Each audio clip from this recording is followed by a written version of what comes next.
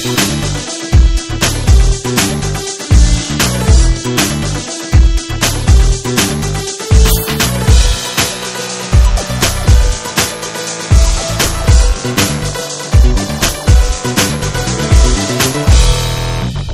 and welcome to the Computer Game Show. My name's David Turner and I'm here with Matt Murray. Hello. And James Farley. Hello, can I just... Why am I always last now? You used to alternate it. You used to alternate it and now it's always me last. Why? Does it matter? No, That's not true, is it? Why is that a big deal for you? It's not a big deal. It's just like you like... Well, it is because you brought it up. No, because you give like Matt this big build-up of like, you know, he's second or whatever and it's like, and James Farley. And it just sounds like, you know, you don't want me to be here. Okay, we'll go again. Ready? Hi, my name's David Turner, and I'm here with James Farley. Hello. And Matt Murray. Alright. There we go. Is that better? Are you happier now? Yeah, that's pretty good. Alright, what we talk about this week? Chaps, we talk about computer games, are we? Can't move from in this house. Love them. Can we just focus on computer games and nothing else? Nothing, just literally just the games we're playing. What do you mean? What you getting at there? Well, I was implying there's a lot of political goings on in the world of computer games these days. What are you talking about? So you want a show where we're literally just talking about the games and nothing surrounding gaming, any of the business stuff, any of the controversy that's going on. You just want Weekend Confirmed, don't you, Matt? That's basically just what I you do want. miss that show. I'm just thinking it's been heavy, isn't it, for the last few weeks? Like, what do you mean? Well, where's all the fun from gaming? I mean, hopefully Mario will be changing that, but it's just been like, it's been a tough few weeks in gaming.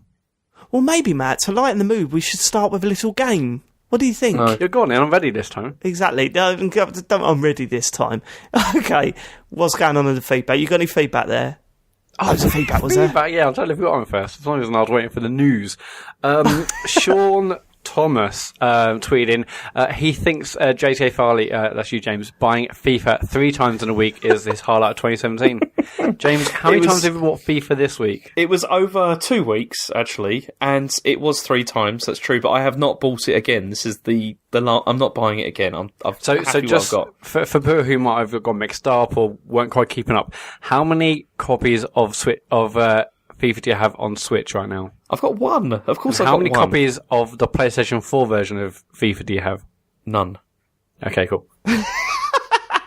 James, how long before you switch back to the PS4 version? I was thinking about it the other day, and then I just... You're fucking... You're mad, man. I'm joking. Honestly, I'm perfectly okay. happy with what I've got, especially after the controller thing, so it's all good. Oh, we could talk about that up front, can't we? Yeah, I think so. We might as well get that out of the way. We James and I both bought a Pro controller, a Switch Pro controller this and you know, I've heard so many people go like buy it and go, "Oh, wow! This is the best controller I've ever had." And you go, well, it was 60 quid. I could see why you're trying to force yourself to say that.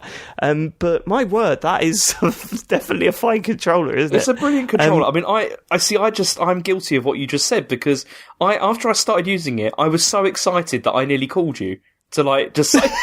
He texted me, Matt. He texted me and just went, "I wanted to call you just to tell you about how good this controller is." I was like, fucking hell. This is it.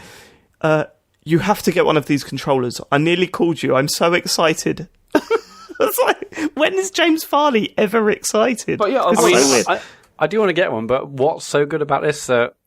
Well, let me tell you James' reaction. It's the most comfortable controller I think I've ever held. Only one flaw. And then in brackets, well, 2. The lack of analog triggers. But they still feel nice to use. I also wish it had a headphone jack. But aside from that, such a massive improvement over the adequate Joy-Con grip. It's like, I stopped replying. I literally just stopped replying after that point. I was like, okay, James. It was a good mini review, you know, of what to expect. It's what's so nice about it, it's weird. They seem to, like, the feeling around where your hands are, it's got sort of an angle to the back of it, hasn't it, James? It has, yeah. And it sort of really fits into your hand quite well. The sticks feel incredible, like incredibly comfortable to use. They feel smooth. The face buttons are massive, which helps. And I was really surprised with the triggers as well. I thought I was going to hate the fact that they didn't have triggers on them, but they're a bit spongier than the buttons on the top, so you can feel a bit of a difference, and I haven't missed them. Yeah.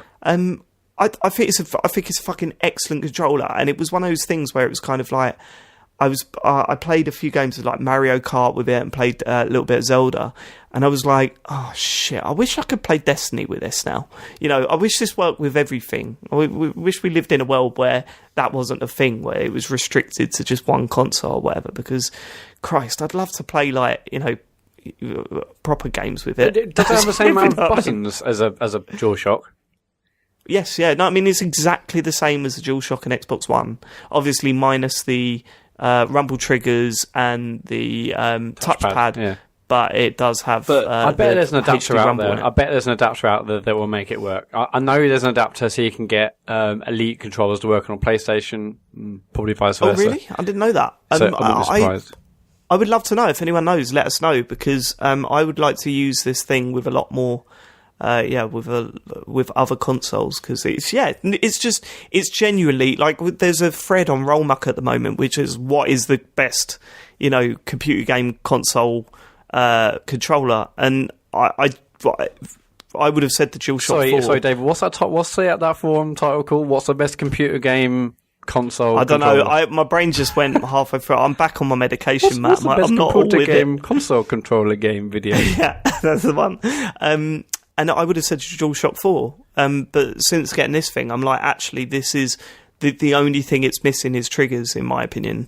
And a headphone jack. Yeah, go on. Yeah, the headphone jack I get, but I don't use it often enough on the others. Like, for example, I'd rather not have the headphone jack, right, and not have to charge it up every fucking 5 minutes like I have to do with the DualShock 4. Yeah, but the Xbox One pad's got that, and that doesn't have to be charged every 5 seconds. It's true, but then the Xbox One pad has... I'm not a massive fan of the bumpers on that. No, they're really clicky, aren't they? Which is not nice. They're just a little bit too much. But, So what I'm saying is that it is absolutely not essential to buy a Switch Pro controller, but if you fancy treating yourself, you won't be disappointed with it. I'll tell I you think what, that's the way of saying it, right? Rachel wasn't impressed. It's like I gave it to her because I was like, look, I got a new controller, and she was like, oh, can I have a go? So I said, yeah, okay. She used it for a bit playing Minecraft, and then she went, I prefer the other one. And that's brilliant. That's perfect. Well, this is the conundrum I had, right? Is now that I've introduced this into the household, which one do I let Harry use? Do I let him use the really nice, quite expensive Pro controller, or do I let him use the Joy-Cons, which I'm going to be using when I'm like playing handheld mode? Do you know what I mean? Yeah, the Pro controller is so much more robust than that flimsy. That's it. It is a little bit more robust, and he's not going to pick away at the rubber on those sticks on the Joy-Cons feels like it's going to perish very quickly. And so, yeah, I'm a little bit concerned by that, but he's taken the choice out of my hands, and he just refuses to play on the Switch now unless it's with the Pro controller. It's game over. He doesn't want a Joy-Con anymore. So, he's been using that. I was literally, I'd spent 60 quid the weekend buying this thing, and this morning I was playing Mario Kart with the Joy-Con grip. It was devastating. It's horrific. Yeah, I do want to get one. You got no interest in, have you, Matt? Well, I do want to, because everyone said so good and whatnot, but I basically 99.9% of my time with my Switch is handheld. But I would like it for Mario, and I've got like a £40-odd CX voucher burning a hole in my pocket, so maybe I will. But I genuinely think, I mean, if the majority of the time you're playing it handheld, then you probably don't need one. But it's a nice to have, but you probably don't need one. But what you said, Dave, like about how using this when you're using it in TV mode makes it feel more like a console kind of thing, I think is true. It does, nice feeling. Totally. Yeah. Does this use regular batteries, or how does it charge? No, it's just you plug it in. It comes with a USB-C cable, and you just plug it into charge. Which is apparently also lasts handy, 40 hours. Because with that, you can then use it to charge the Switch as well, if you wanted to. You can. You can, if you've got the right, power thing. Because have you heard about that, James? Like, it's well fucked up. I know USB-C is a mess, isn't it? Yeah, it is a little bit because it's a different battery stuff that comes out. Some give more battery power, some don't. Is the technical? Welcome to the Verge. We should get you on interface. It's like No, all I noticed is that if I use one of those small iPhone chargers and plug the USB-C cable into it, it'd fuck all to the Switch. But the iPad one, the big bulky one, but charged it, no problem. So there's your tip of the day. Okay? Welcome to Digital Foundry. Right. Matt, feedback. Sorry, Barry Mitchell talking about Stardew and James's obvious hate for it last week. Let's face it, James doesn't like Stardew because he struggles to find the villagers attractive unless they're personified animals. That is a fucking good shout. That is a good shout. James, how do you respond to that? It's true to a degree, because there's just the characters in Stardew Valley, there's just no charm to them at all. Whereas, Animal Crossing, there's some really charming characters. Oh, come off it, Matt. None of them are like, Mr. Rossetti or any, those characters, they've had amiibos created after them. No one's going to do that for Stardew Valley. None of them are look that good or anything. Confession time, Matt. Before you come onto the Discord to start the show, James was proper laying into Stardew Valley. I bet he is. I bet he is. It's not entirely true. Although, this is the funny thing, right? Because Chen, like I told you, Chen bought a game this week. Oh, God. Yeah, this story, great. Yeah, well, no, she bought the new Harvest Moon, although obviously the name's now changed because of the licensing stuff. And she never buys games, like, ever. She has no interest in games hardly at all. And Harvest Moon was one of the only ones that she ever played. And she actually, bought it and then started playing it. And I asked her why. And she said it's because she wanted to play a game like Stardew Valley, but good. And so that's why she bought that. I mean, get Chen on the podcast. I did ask her, actually. It's a fucking piss take. Absolutely refused. How do you think Matt's properly into it, James? What are your thoughts on why Matt likes this game so much, then? See, I don't know. You see, I kind of feel that Matt's getting, carried along with the crowd. Giant bombs into it. Everyone's, going on about it, so it has to be good. They haven't talked about it since... I don't think... Last year when they talked about it all year. They talked about it all year, and that was the year that you were insanely into Giant Bomb. And it was everything they loved, you were all over. It was only really Dan. It's a great game. I want, James, up yours. Yeah, sure. It's fine. It's a totally fine game. Yeah. But yeah. It does feel like you're forcing to love it, Matt. Yeah, I mean... Hardly. How am I possibly forcing to love it? I don't know, you get like this, don't you, about certain things? I know. I remember when you like certain games, it's weird, isn't it?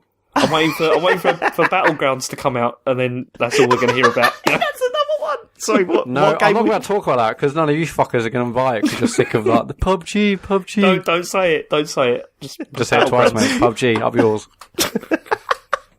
Right.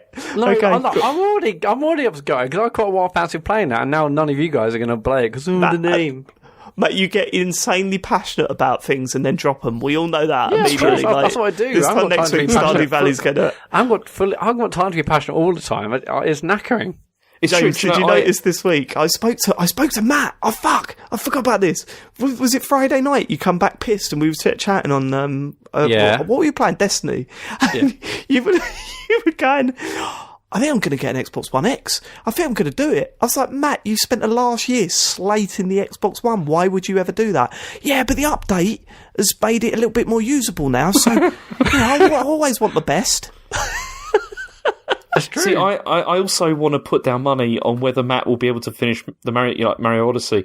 Because I don't think that's going to happen. You mentioned this earlier on iMessage or whatever. I finished Zelda. Yeah, but Mario games can get quite hard. Yeah, and you've got a track record of saying that you've never played a Mario game, and I just can see this ending. That's a stupid sentence. I mean, track record. I mean, the thing is, I said I never finished. It's hardly a track record. It's one time. How can you have a track record of saying something once? I think you've said it numerous times actually that because every time we bring it up and we take the piss, you're like, I've never played a Mario game, and James, I've watched him play a Mario game for the first time ever, right? No, which is that was insane just a 2D because I one. I've played 3D ones. First time he's ever played a 2D Mario Actually, game. that's not because I played Super Mario Land back on Game Boy days. I didn't have a SNES or NES, Matt, so maybe I missed out on that. Matt, you didn't know there was a button to make him run. You had no idea there was a button to make him played run. that new Super Mario Bros. Or Mario Maker, whatever it was you gave me. Yeah, Matt, the run button is in every Mario ever made. Well, I also didn't have a Wii U. You said, here's this, and I'm like, okay, what are the controls? What am I doing? Are you telling me that you played... What was the version you've played? Super Mario on the Game Boy? Super Mario Land, obviously I was a child, and then since then I played the 3D Did it ones. have a run button? It definitely had a run button. Probably, it did, it definitely did, because I remember playing Of course it did, they all did. Okay, great. Brilliant. I just said, what are controls? You didn't. You were running along and you didn't understand how we could jump so high. I said, well, you hold run, don't you? And you jump a little bit higher. But you can run. I haven't played a 2D Mario in 50,000 years. Fuck it. Who cares? Anyway, I'm excited for Odyssey. Will I finish it? Who knows? How long are these things likely to be? I'll tell you what, I bet it gets sold for PUBG. See, I even just said it. You're all pricks. Wait. Alt Ego on Twitter. Matt is bang on regarding Stardew Valley. So simple yet so rewarding. I almost got fired at work thanks to that game. Yeah, it's a brilliant game. I've heard it's really good. I don't know if I'm going to give it a go. I might do if it goes on sale or whatever. You've given it enough of a recommendation. It's only to 11 definitely quid. Try it out. Well, I haven't said that. Isn't there this Halloween sale? much. Obviously, it won't be in Halloween sale because it's just come out. But do we expect this Halloween sale to be anything decent on Switch? Have they ever had a sale on Nintendo? Yeah, they've had sales, they've had sales. It's 10% off or something. You know what I mean? They're never really great. Usually, the sales on Nintendo stuff are they become the same price as they are on Amazon. It's yeah, it's true. Yeah, I don't know. Or whatever. Right, okay, next. Paul Davies, a tetchy start to last week's Computer Game Pod. Seems like David Turners is getting an unnecessarily rough time. Paul, I'm not sure if you heard the first 76 episodes of this show. I think it's more than or deserved. Indeed the beginning to this one. But yeah, go on. Matt, who do you think you are to decide some kind of who superstar? Deserves what? He deserves that. You don't get to decide that. You're so fucking arrogant. I'm allowed an opinion. Arrogant. I have an opinion. God, right, okay. What? Right. Is that it? Next. Okay. Curtis, Luke Cage, H4H, started listening, and man, David's been put on the back foot just for not agreeing with everyone. Great, listen. Yeah, look, I mean, it's true. Basically, the listeners are loving it just because Fire and I decided to, speak up for the little man. Well, right, okay, so we're dancing around the issue. It's the loot box thing, right? Oh, and God. Today, right, Matt, you don't want to talk about loot boxes, right? You don't want it brought up again. I'm just a bit sick of seeing it, frankly. Why? Why? Yeah. It's just fucking boring, isn't it? It was. See, also, Matt, I don't really recall you, Matt, having an opinion about them last week anyway. That's true. He just went quiet, didn't he? Yeah, because I was bored. I think I fell asleep at that point. Yeah, but the thing is, though, Matt, isn't it weird? This is the situation we're in. James has said that 95% of the emails we got this week have been about loot boxes. So yeah. where do we sit? Now, you want to read out all the emails. You keep banging on about how you can't ignore the emails and stuff like that. Where do you sit now? What should we do? I mean, we also got loads of tweets about it, and I have put them in the doc. I don't know. It's not a terribly interesting subject, and I feel like enough's been said about. I mean, what more could we possibly say other than go around in circles like we did last week? I mean, it would help if we had some facts. Have you done any homework this week, James, to actually come and bring facts to the table, or are we going to? Of course not. Who do you think I am? Well, there you go. Then so we've spoken about it enough without facts. Once James actually builds up his argument based on facts, then we can go for it. We can talk about it again. But until then, that's it. But thanks so this is an out, isn't it, for me not having to bother reading every single one of these emails, right? Because it's insane. No, James, I thought you're so into it. Oh, I love loot boxes. No, but you know that I have mixed feelings about reading the emails anyway, and there's lots of them. It's hardly mixed. You hate it. but it's like it's James, ridiculous. do you want to talk about loot boxes again? No, I've got Is that what you're saying? got no interest in talking about loot boxes again. I mean, we already did that last week, and I think we did. I mean, without obviously having to do research, which that's not going to happen. I don't think we could. I don't think we could say more than we did last week. James, were you about to say, I think we did it proud, and then you realised what show I it realised was? we didn't. Yeah, exactly. Thanks to everyone that emailed in. I did read all the emails, and what I'll probably do is reply to them. I'm not going to commit to that. He really cares. Thanks for emailing in and let us know your thoughts. We got tweets from Matthew Moore, Fistworthy on Twitter. We also had a couple of others. We also got tons of emails. So thank you ever so much. What was the general feel? Were they hang on. attacking me or this Fistworthy one? Though I do want to address. Okay, all right. I'll read that. Okay, so Fistworthy at smoking_ape on Twitter. Loot Crate thought, you do not own your own games. You pay 60 quid for the privilege to pay more money for things that you may not get. And even if you get them, they cease to exist if the game is canned. A majority of the games you support, a majority of games that support Loot Crates have an EULA agreement, which basically means you buy a license to play the game and not own the game. Okay, so the problem I got with that is obviously that EULAs don't mean anything.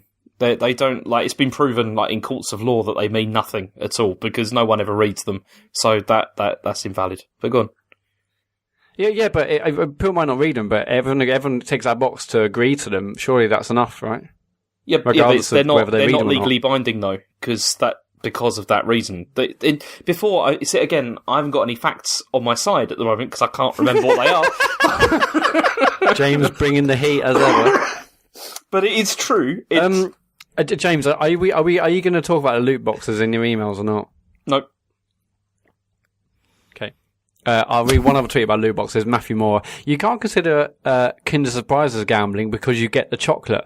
Also, ESRB's stance is stupid because if getting something always means it isn't gambling, lotteries should just give 1 cent to all participants. That is two very good points, to be fair. I mean, Kinder Surprise is more you're getting a free toy with your chocolate, and and what you said about what was the second point? But it was a fucking good one. About lottery give everyone 1 cent. Yeah, exactly. James' definition of what gambling was and what gambling isn't is all over the shop. It makes absolutely no sense. It was the dictionary definition, you idiot. How can it be all over the shop? Because you were saying. Because you were saying things like, you get the sticker books aren't gambling because you get something physical out of it. No, that was nothing to do with the definition of gambling. The definition of gambling is that you do something that involves risk, which you may get something you may not. Okay, so let me rephrase that then. Right, your opinion of what should be regulated and what shouldn't was all over the fucking shop. Right? Yeah, Yeah, it was because it's not because it's not regulated by law. That's why. Because so far the government hasn't decided to regulate it. No, but my point is, we're not going through this again. But like we were saying, how is loot boxes any different from, say, sticker albums? And you didn't really have an answer. I did because, as I said, a sticker album doesn't cost 60 quid when you buy it. Yeah, but so again, gambling is only gambling at a certain price point. What's the price point? No, that's not. See what I mean? You've not got any consistent black and white. What should be regulated and what shouldn't. There's not a straight up rule from what should be regulated and what shouldn't. I know because I know, and as I said on the show last week, I haven't thought this through yet. Which is the truth. I haven't thought this through. You're a disgrace. I know. You're a disgrace. I'll tell you what. Look. Next week, I'll spend the rest of next week. I won't bother trying to write a book or anything like that. I'm just going to spend my time studying this industry, and then I'm going to give you a good answer. Good, James. Yeah, fucking right. We've got like listeners and stuff. Who reads books anymore?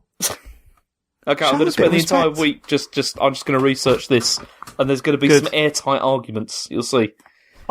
James, I'm going to hold you to that. You're absolutely going to do that. Yeah, next week's follow-up is actually James's homework section. Yeah, James's homework. He's going to do a 25-minute deck. We'll send the deck out. Everyone can have it on their home computers, going through PowerPoint whilst James reads through it. I've got a feeling we're going to get the. Oh, sorry, no, I couldn't do it because my mum was ill. I couldn't do it because I spent half the week buying FIFA and selling FIFA and buying FIFA again and sending Chen to the post office to buy FIFA. I forgot to take my ruler home, so I couldn't do that one. But and then we went to WH Smith's and it was closed, so I wasn't able to do my homework this week, miss.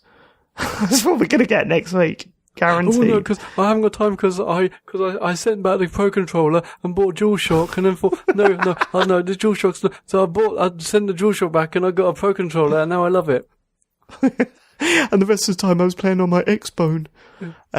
Right, okay. Have you guys heard of a game called PUBG? That is it for feedback. If you want to tweet us, it's at ComputerGamePod on Twitter or thecomputergameshow@gmail.com.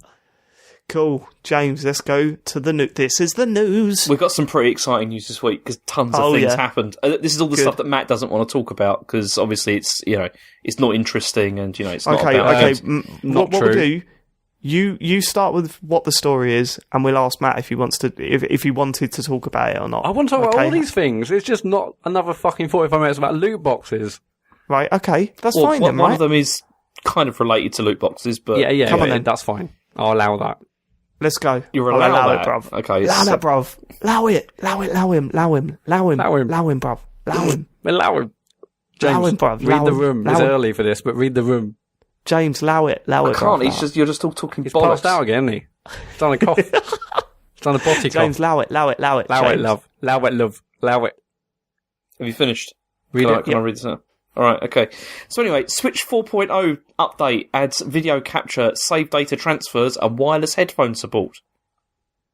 This is the Nintendo but update. Yeah. That's what I want to call it. It's one of those things, isn't it? It's like all of those things sound brilliant and what we want, but then actually all of them have got caveats. Yeah, which make them when I saw the headline, when I saw the headline, I was so excited.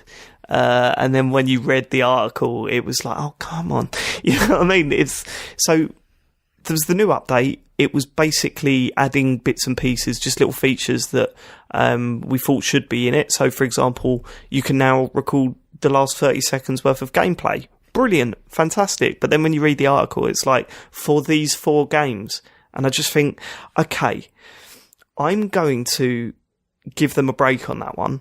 I'm going to allow that. Right, because the games that have been built for it by third parties, they weren't thinking about people being able to record stuff. So maybe they're worried about spoilers. Maybe they're worried about maybe the game is just not built to be able to take video of. I don't know. I don't know what the deal is. I mean, the only games that have been confirmed to utilise it so far is obviously Zelda, Mario Arms, and Splatoon 2, and they've also confirmed Odyssey is going to use it. So it's just, I presume they didn't tell devs at all, and now devs were building into their games. It's the devs, nothing more than that, surely. Yeah, and if that's the case, that's stupid because they should have told them. Hopefully, devs are updating their games to include it.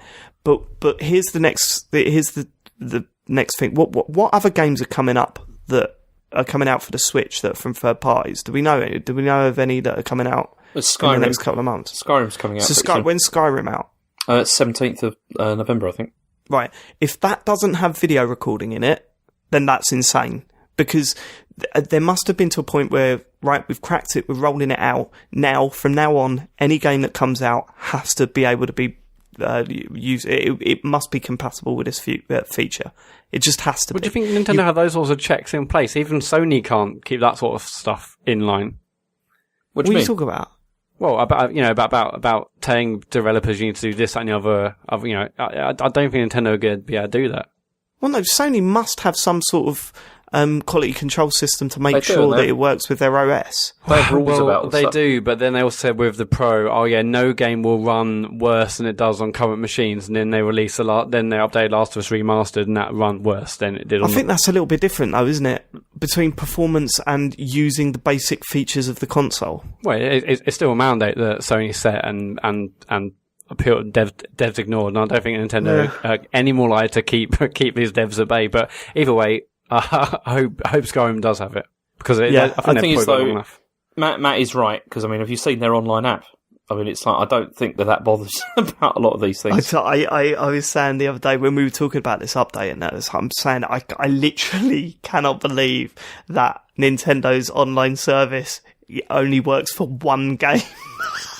One game. It's been out, 4 months? They didn't even bother putting like Mario Kart in or anything like that yet. I know, it's absolute madness. Absolute madness. Okay, so that was the first example of, hey, we got this new feature, but not really. The other one was the wireless headset thing. Yeah.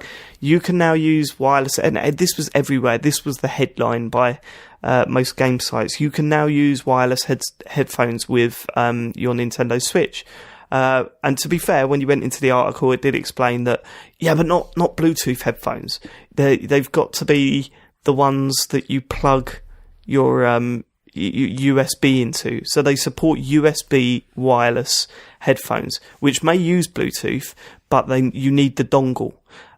So that's fine. What you do is you plug it into the dock when you want to play at home, which I think is quite handy because people, when they're playing a PS4 or whatever, they can take out, and like the official Sony PS4 ones, they use this dongle system. And what you can do is just take it out your PS4, put it into your Switch dock, and use your headphones. Perfect. When you're out and about, it does still work, but you obviously need a USB to USB-C converter and sling it in the bottom. The problem is, Bluetooth headphones are now becoming more and more common, and that's what we want to use. And when we heard wireless headphones now work with the Switch, I was like, fuck yes, brilliant. I can sit back, not have that wire hanging down from the console itself, and just play a game like that. And it turns out that, nope, cannot do that. Yeah, I read that headline, everyone read the headline and thought, oh, sweet, Bluetooth, but then there's a caveat. Also, it's not much different from just getting an auxiliary to Bluetooth dongle thing, because that works. Yeah. It's like, what's the difference to that? Like, you're still going to have two things sticking out the bottom of your Switch. I don't know. This stuff, it's just kind of, we've said it so many times before. It's just like, oh, come on, Nintendo, fuck! Like, Jesus, stop doing this to us. And the machine has Bluetooth, and it's like, does. And it's just kind of crazy because like the Vita could do this, and that's like quite a lot older, and it could, but I don't know, annoying. And then the other thing they did was the save data transfers as well, which that's one of those things which if you worry about sort of losing saves and stuff, it's quite useful to think, yeah, I can back them up or whatever, but you still can't do that either with this. Because this what is this used for? Well, this is for transferring between consoles. So this is really similar to how it worked with the 3DS. Like, if you bought a new 3DS, you could, like, transfer your content from one machine to the other, but it, like, transfers all the licenses and everything so that the old machine can't use that stuff anymore. Yeah. So obviously it's like a piracy thing, they don't want people to, copy stuff to each other. But this is kind of useless because if your console breaks, then there's still no way that you can transfer your stuff to another Switch anyway. Like, you'd still have to get Nintendo to do it. You can't do it. So it's not cloud saving or anything like that? No, it's still not cloud saving, which is what obviously everyone wants, which... I mean, that deal that they supposedly did with DNA was supposed to sort all this out, so that there would be that kind of stuff. I'd be happy not even with cloud saving, just being able to move saves to an SD card. But they're not going to do that. And the reason I think they're not going to do that is because of the piracy there's been in the past, like with other machines. Like, because that's what it was like with the Wii, because if you wanted to... like pirate stuff using the Wii, you could use an SD card to do that. It's the whole thing. I don't. Fuck is going on? That's just irritating, isn't it? It's just it is. But then I've been using the Switch all week, and I fucking love that console. I know, it's brilliant. We'll sit and we'll bitch and moan, and please, if you've got a Switch and you're thinking, shut up, stop moaning. It's we're nitpicking, I guess. I mean, it's just wanting things to be a bit better, isn't it? And we want it to be a bit better, but fucking love that console. Like, I love playing it. I love it all over again. And now Mario's out this week. It's going to be, love it. This weekend, I'm looking after Harry on my own. Joe's away, and I took Harry to my mum and dad's, and we stayed the night, and his cousins were over, and there was loads of people over, and we had it set up in the front room, and because we got the Pro Controller now, we got basically play free player Mario Kart, and it was just brilliant. Like, it was just so much fun. I think, and even my brother-in-law, he hasn't bought a console for God knows how long, just turned around and went, oh yeah, no, I think I'm going to get a Switch, actually. This looks brilliant. I showed him like Splatoon. I've been playing a lot of Splatoon again this week. Showed him Zelda and stuff, and it's just, it's beautiful. We just want it to be a little bit better. I didn't. Kept that one to myself, Matt. Yeah, you kept can. That little one It's to got myself. FIFA's on it. Can you play online? It's got Splatoon. No, but you're on FIFA. Can you play? Yes, got Zelda. Oh God! You can pair wireless headphones to it. Don't ask any questions. You can transfer. I can put my saves. Bluetooth on it. Shh. No. Look, I'm just going to say wireless headphones. I'm going to move on. Wireless headphones. Brilliant. Oh, sounds great. Yeah, it is. Have you heard of the letters U, S, and B? You can transfer saves as long as you got 2 of them. Oh yeah, it's so much you can do. It's brilliant. Yeah. So, bit of a shame considering how Microsoft update, because you've been checking out Microsoft's recent update for the Xbox One, haven't you, Matt? I have, yeah. I've been trying to get back into the Xbox One X. Oh no, the Xbox One ecosystem. Why did you suddenly decide to give the Xbox One a go again? Because there's something new coming out. Go on. Yeah. And if I'm going to say to my wife, I need that new console, I can't say I haven't played the other one for 16 months. So I'm like, oh bloody, you know what? I bloody love the Xbox Xbox. Go with you. So what do you think? What do you think about the new dashboard? It's the first time since I've had the Xbox that I feel like it's actually usable, it's not perfect and not by a long stretch, but my God, it's so much better. The new OS save, it's fast. Before, when I press say left on my D-pad to open that quick menu, that would take like a second or 2, which doesn't sound a lot, but it's just annoying. And now you press the Xbox button, this little menu pops up, and you can press that down once quickly to get to your games and apps. So, and they've moved like the menu before it was vertical, and now they've moved all the options to the horizontal, and you can go left to right to go from say party to games to it's achievements. a bit jarring at first, isn't it? Because it looks like there's a lot less information on screen at once. It's Well, yeah, like, but kind of still like, where managed is to- everything? to go I've still around. managed to plaster loads of adverts on there, but you know, it is much faster. It's way Is faster. it? It's way better. I still think that homepage, although better, and still needs some work. You can I rearrange these. I'm not sure if they're called blocks or blobs or whatever. Basically, you can set different things to be on your homepage, and you can set, say, like other friends and see what their achievements are. There's like fuckloads of space around those. I think they can probably show more information than they're probably showing, but regardless, it's the I want best a update. ticker. I want a ticker on there just to tell me what's going on, so that I don't have to go anywhere. Just like you load it I up, think and if then you go there's a to ticker community, at the bottom that I think if you says. go to community, you can. Oh yeah, I know what you're saying. But if you go to community, you can quickly see everyone's achievements and pictures and whatnot. It's way better. Yeah, definitely. Cool. All right then. Okay. Yeah, anything else about the update that's interesting? No, not really. Interesting, James. Sorry. That's about I had some it, chili really. sauce. It's Go on. just Okay. those things. Yeah. So the Next. next thing is EA shuts down Visceral Games. This was sad, wasn't it? It was, yeah. Because they were currently developing the new Star Wars game that no one really knew about. Yeah, I mean, it was supposed to be. It was like a single-player Uncharted style Star Wars game. Was kind of the thing, and everyone was. seemed Amy interested in Hennig it. was writing or directing. Obviously, she's come from the Yeah. Uncharted series, so And Jade Raymond apparently was involved as well, of Assassin's Creed. Yeah. I don't know, man. It just, obviously I don't know much about the game and what they had planned, but I think, judging by the reaction on Twitter, and that is kind of a bubble, whatever. we should probably go But into why this has made a lot of news first. Well- Like, should we go for the quote or? Oh, okay, Matt. Well, yeah, I mean, go on. it's made like a big thing because like there's this whole thing of people saying, "Oh, single-player games are dead" or whatever, which is clearly nonsense, like total nonsense. But it does seem from if you read like what EA said in their statement about this, it's pretty clear that they are trying to turn this into a games as a service game, and they basically want their own like Battlegrounds game or whatever. Well, Battlegrounds isn't really games as a service, but well, do you want to read the quote? All right, so they said throughout. Matt basically helping James with the news. Like, Just come on, like, come on, let's mate. do read you the wanna- news and then we'll comment It's on it. Like playing Where's Wally with Harry, and you're kind of like, maybe look over here at this bit. Is he in there? No? Okay, look a little bit closer. He's right there. that's a bit Pointing harsh on James, directly but- at Wally. Go on, James. Throughout Over the there, page development 2. process, we have been testing the game's concept with players, listening to the feedback about what and how they want to play, and closely tracking fundamental shifts in the marketplace. I mean, that's the the important bit there is the last sentence with the, closely tracking fundamental shifts. They've seen loot boxes are great and they want some of that.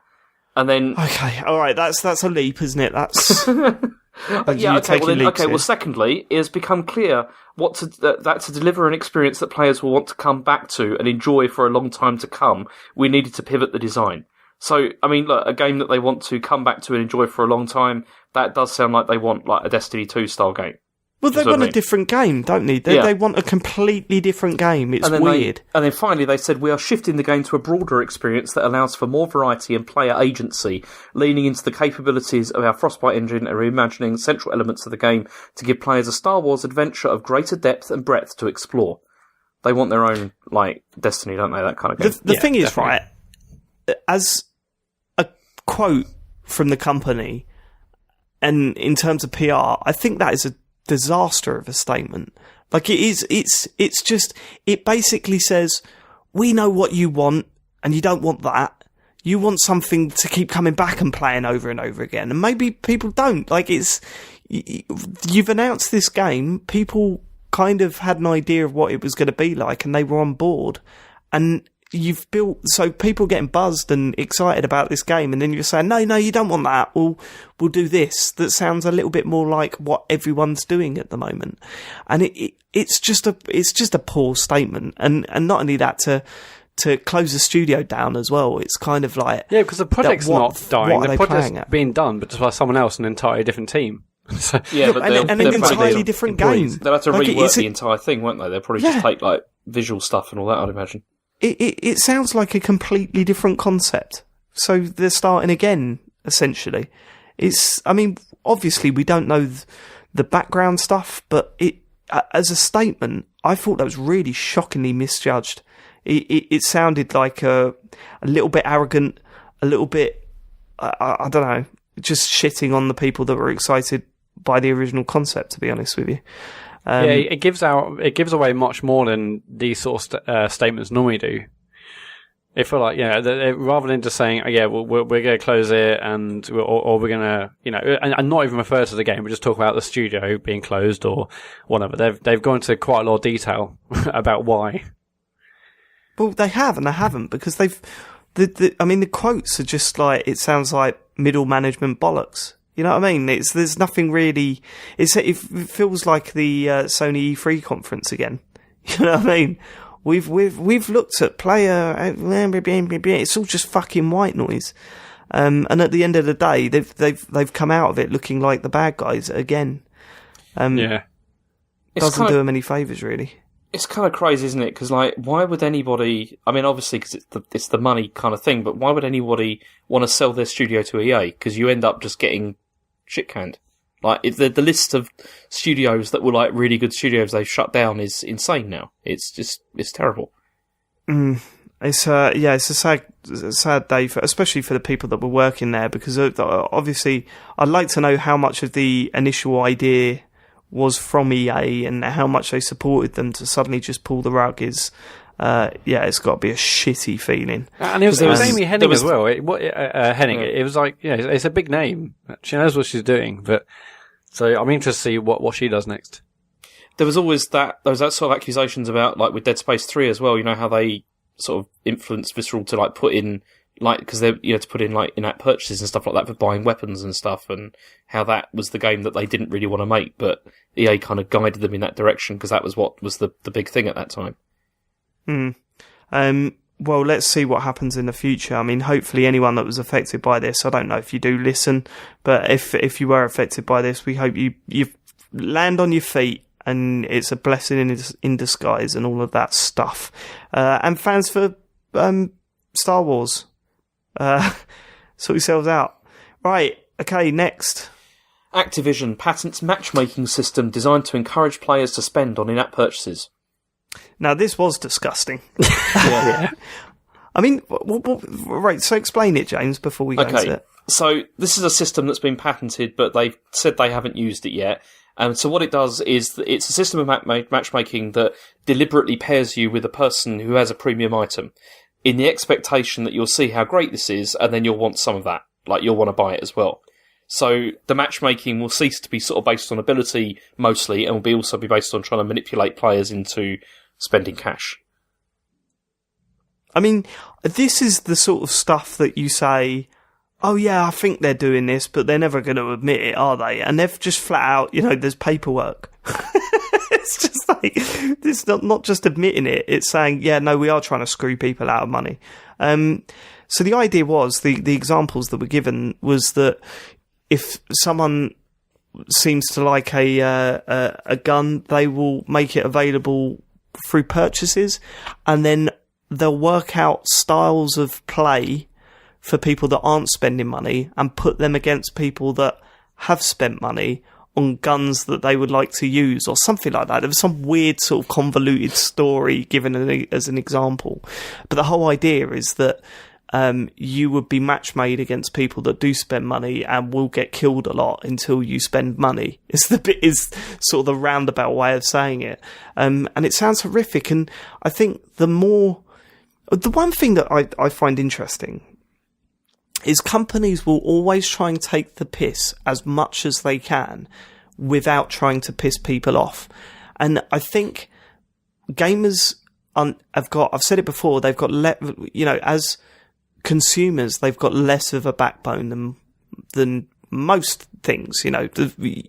We will lap up a lot of shit that maybe other, fans of other sort of hobbies or whatever you want to refer to it as, don't.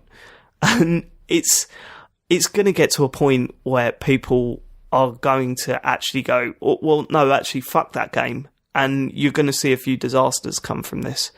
I mean, it's always hard to predict because you don't know this stuff on launch, and that's when most game sales take place, like when a game first comes out.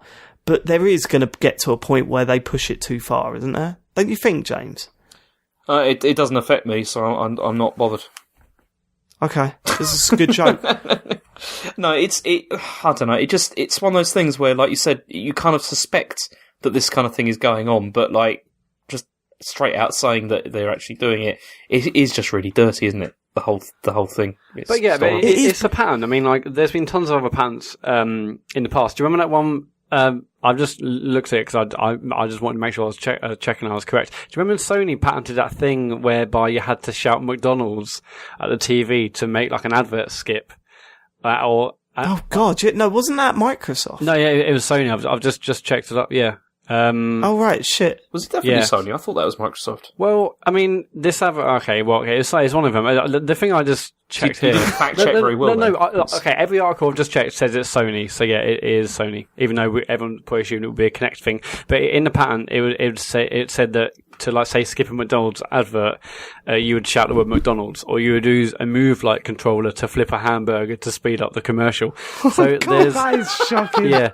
So there's loads of patterns which don't necessarily, come into effect, but this is a scary one for sure. Someone's going to push it too far. There's going to be a game that completely pushes this shit too far, and suddenly they'll find a flop on their hands. I think. I mean, maybe it's I personally, I'm not too sure if it's gone too far already. But when you're reading stuff like this, you do think, yeah, at some point there's going to be some sort of big reaction to how far consumers are being pushed, and they'll just move on to something that's less disgusting, really. But as they say, I mean, Activision it was Activision, right? Yeah. So they're saying they haven't implemented it yet, and they're not sure if they will or not. It'll be interesting to see what happens in the near future. As it got granted as well. How can you patent something like that? It's crazy. How can you have a patent for something like that? Why not? Yeah, it should be. I mean, the patent office don't say whether it's good or bad. They just say, "Yep, that's no." Thing. I'm not saying in terms of quality. It just seems like a bit like, oh, we're gonna fuck with the players a bit. All right, yeah, it's yours. That idea is yours. You got a patent on that now. Trademark. Go for it. It's weird. Link into this. You see, Paul Davies, PS Davies, his tweet earlier this week. It's all went semi-viral, but basically he put a picture of Battlefront's arcade mode, and basically there's an 18-hour progression ban because he ran out of credits. Is what? Well, but basically, did you not see this tweet that's going around? So basically, it's a picture of a game saying daily limit reached, more credits available in 13 hours. And the tweet is, so EA Star Wars has put an 18-hour progression ban on Battlefront's arcade mode. This is a £50 game, not a mobile free-to-play. So yeah, it's basically, you're supposed to like wait 18 hours before you can like play the arcade mode again, which is exactly like the free-to-play stuff I have on mobile. That is weird, isn't it? Yeah, that is weird. I mean, yeah, that's absolutely crazy. Yeah, just have a look at... I'm trying to think of an example where that's happened in other games. But this is all new, isn't it? This is the whole point. They're trying to see what they can get away with at the moment. Which is why, like, you know, you can say you can be, like, outraged about all this, but I'm not really outraged about this because we're going to see, you know, if it's going to settle or not, or if people are just going to reject it. Yeah, it's that rejection that needs to happen, isn't it, at some point? Mm-hmm. But yeah, that's some weird shit. Arcade mode, you can't play unless you got more credits. Fucking yeah, that's you accepted it with Candy Crush because it's free, mobile game. Yeah, I see what you're saying. Okay, cool. Next. Okay, so NeoGAF offline after owner accused of sexual misconduct. Yeah, this is a difficult one to talk about, isn't it? Yes. Yeah. It's weird, right? Because I've got, like, there's always part of my brain that says there's a rule that you're innocent until proven guilty, correct? True, yeah. Yeah. But, as we know with things like this, it's 9 times out of 10, it's so hard to definitely, like, prove in a court of law. Like, it's so hard to actually have proof to convict someone like this. And it's so important that people that are coming forward and saying, like putting these accusations out there or telling their story is probably the right way of putting that they're listened to and not written off as lies or anything. So it's a difficult one to talk about when you consider that, I suppose, both my moral standpoints sort of clash with each other. And you're kind of like, I mean, the story this person told, and I don't suppose we need to go into names or anything, is that the guy that runs NeoGAF followed her into a shower naked at some point, at the end of a drunken night out. Well, apparently she was feeling sick, or was sick, and then she went to clean herself, and then he got in the shower with her, which is... Right. Yeah. And again, it's like you've got that, hold on, you know, innocent till proven guilty, but at the same time, I'm not calling that person a liar because that, you know, it's a real sort of, I don't know, it fucks me up a bit. My brain just like dies when it comes to this sort of stuff. However, I would say, why would she be coming out with all this stuff if it didn't happen? There's literally no personal gain she could take from this. And if it is true, and maybe I shouldn't be assuming it's true, but you know, cunts are everywhere. Then what sort of fucking person does this sort of shit? And there's also this other thing, right? So you get angry at him because you think that is just that's horrific. And then you kind of feel sorry for people that use NeoGAF as a daily basis for their gaming chat. And they have friends there. And their whole website has now been branded because of this one alleged cunt. You know what I mean? And then my brain is doing this, like, it's like kneading dough for bread, because it's just layers upon layers of me thinking, what am I supposed to think? What do I think about this? What, am I angry? Am I confused? What the fuck is going on? And then I just have a breakdown. Like, that's basically all I'm doing now, is describing what goes through my head when one of these stories comes out and it all explodes on Twitter and stuff. It's pretty insane. I mean, he didn't. I mean, the trouble is, he hasn't helped himself by like saying nothing as well. Like, probably saying something would have been a good idea, I think. Yeah, it says a comment. It says a statement that could come out soon, but nothing's been said. And meanwhile, the site has just been down. I mean, I use NeoGAF every single day, it's just gone now. I mean, it's just permanently offline. Apparently, a few of the in inverted commas good mods are setting up an alternative. It's going to be going live in the next day or so.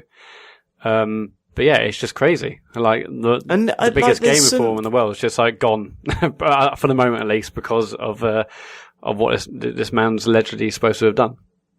Yeah, and there's some, the only sort of thing that I can comment on really is some of the reactions of the people trying to defend the story. You know what I mean? Like, tried to defend, oh, well, what if she gave him the come on? What if she, maybe he just misread the signals or whatever. Don't get into a shower like that. I can't even imagine being in a headspace where I thought that was acceptable. I can't imagine being in a headspace where I thought, I'll just follow her in and take my clothes off. That is just, like, not there. I mean, it's just fucking bizarre.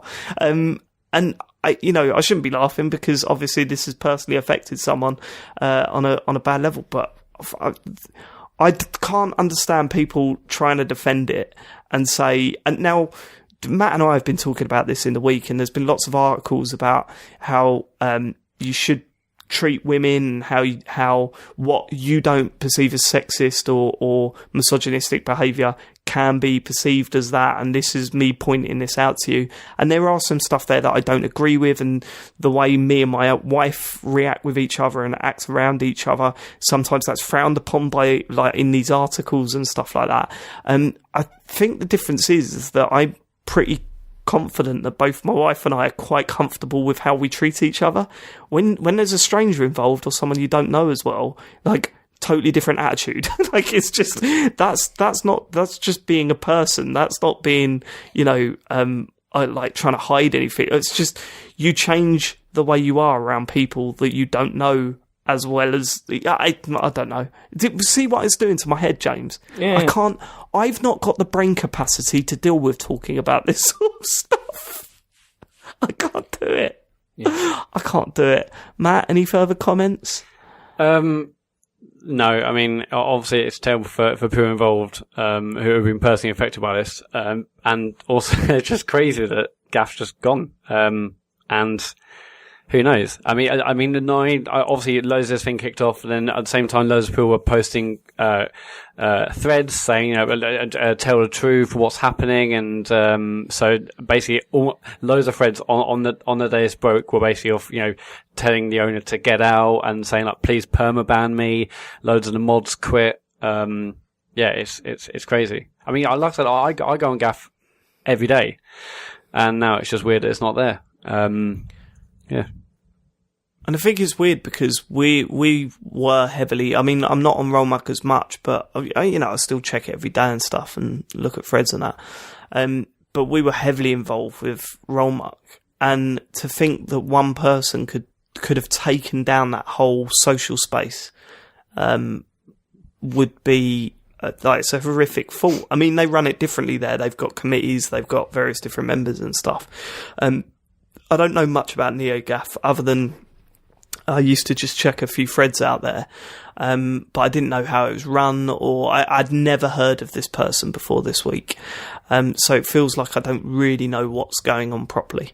But yeah, I've always obsessed over that, and we brought it up quite a bit when we were doing JoyPod, that the idea that there's this social space that people, it becomes such a huge part of their lives, just gets switched off. Like, what happens then? And it happened to us when we were on the Edge forum. Yeah, the Edge, when Edge shut down. And also when we were really big on PlayStation Home, when that got turned off. It was a devastating day. I couldn't look at anyone in the eye for no more Running Man. You're just in your house, just doing the Running Man. Just doing the Running Man and crying. So that side I find really interesting. Because it had a huge user base. People talking on there every day and people just gone. Probably, I mean, they'll move to like Reddit, won't they? Or something else will appear, is usually possibly what happens. But Reddit's got its own problems as well. I mean, that's... Yeah, no shit. It is. I mean, this happened in a week. I mean, I've been trying to get a NeoGAF account for years. And then I basically tried to like reset my password. I put my name in, and basically it said, "Oh yeah, you got an account called Murray." I was like, "Oh my god!" After years and years and years of trying to get a NeoGAF account, I've got one. Amazing.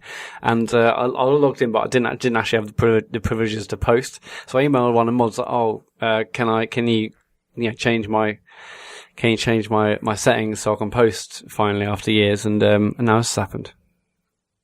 It's unbelievable. If there's one rule that needs to be taken away from this, is that more men need to understand that no one likes them. that's it. Yeah, can you more can't just men assume be that less shit? I know, you do us a favour, men.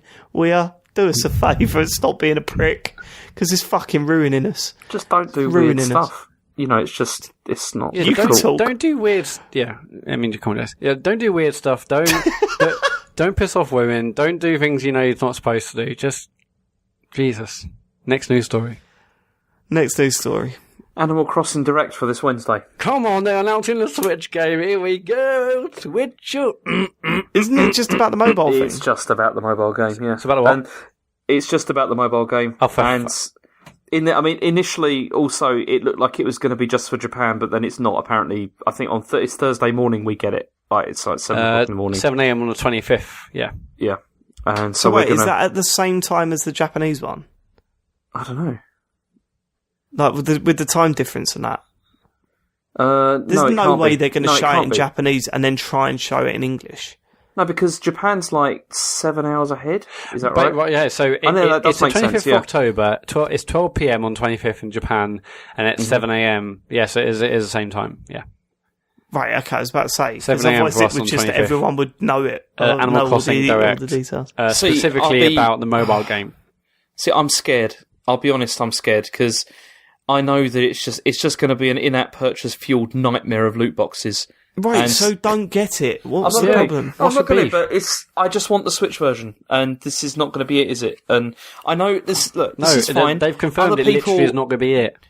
I know, but this is fine. I mean, obviously, some people are going to enjoy this. It's just that I just would rather it was a proper one was coming out.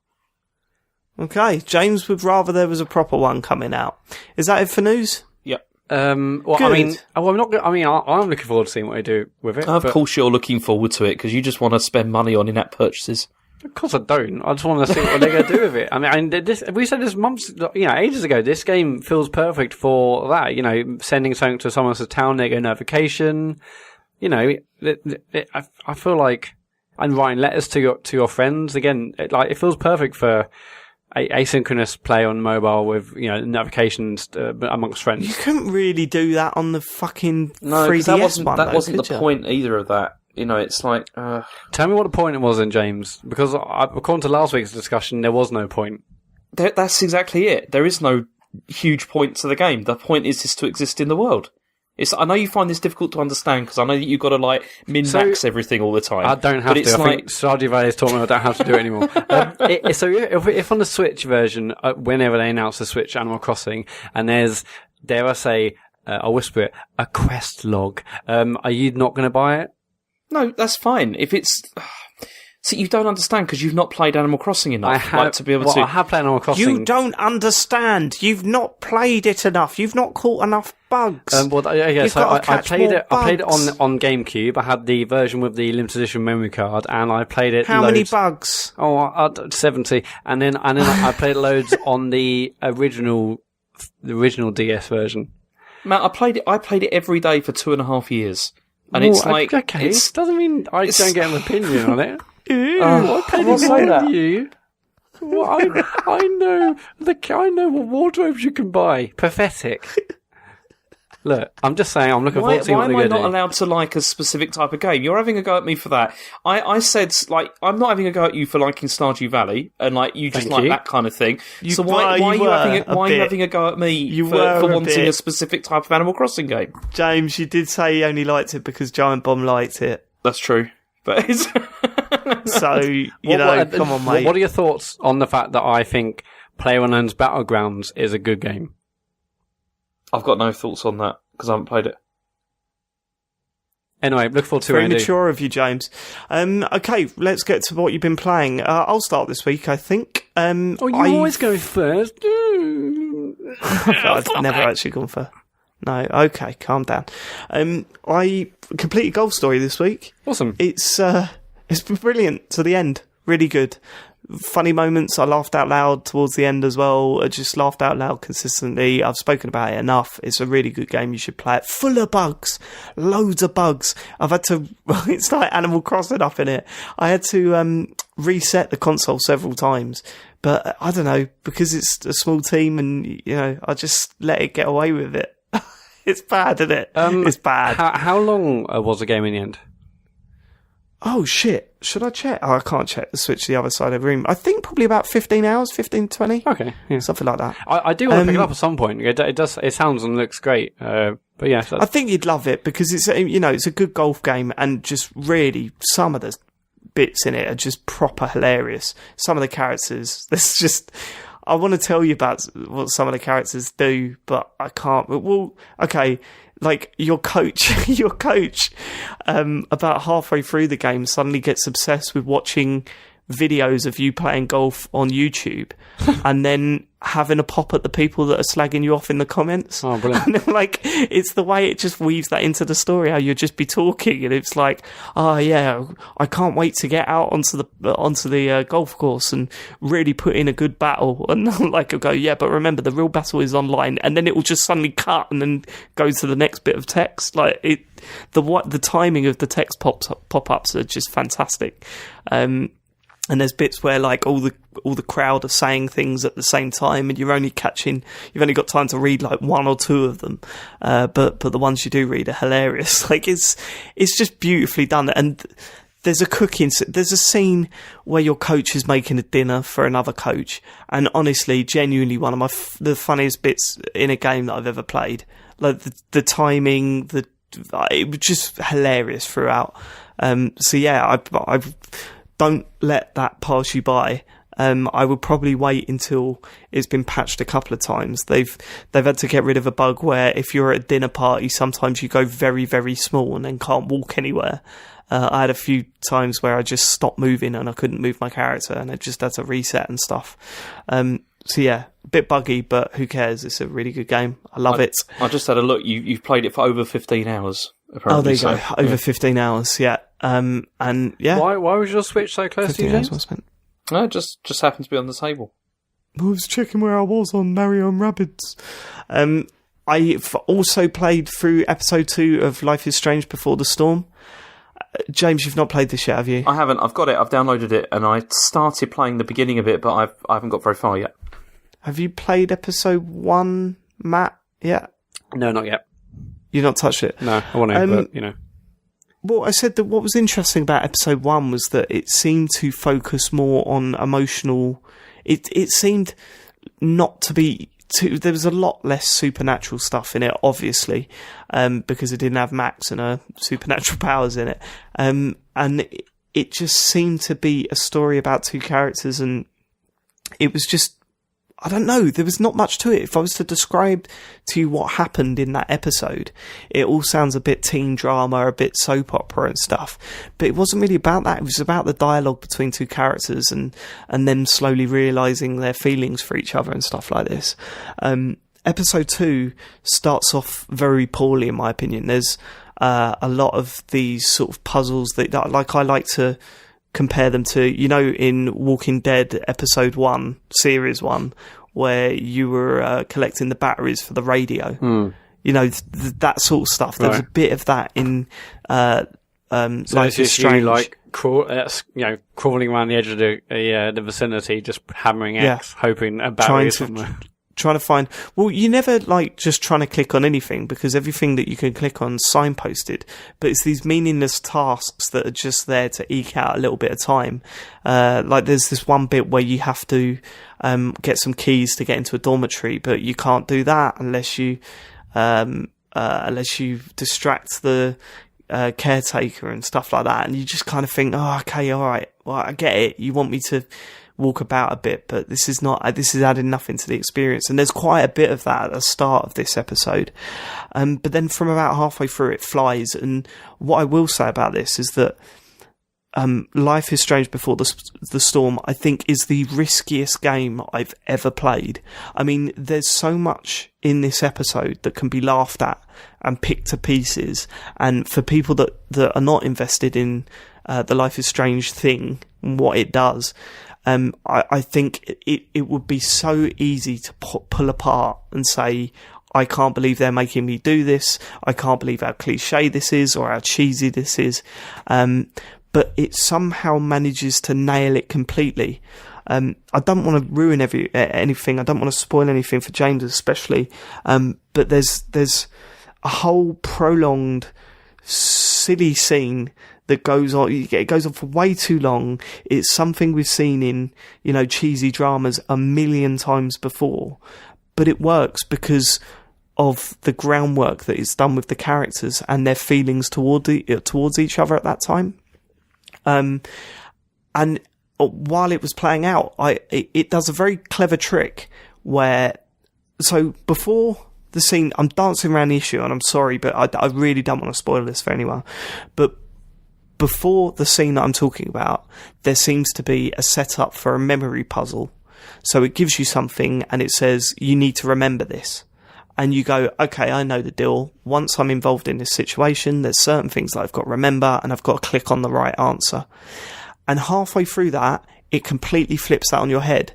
And it makes you feel how that character was feeling, because you've been given essentially a script to follow, and then suddenly someone else in the game breaks that script, and you're like, holy shit, what do I do now? And then suddenly the options don't follow what you've remembered, and you have to suddenly switch from playing a game and picking the right choices to thinking, holy fuck, this is speaking to me, and now I need to give an emotional response to it.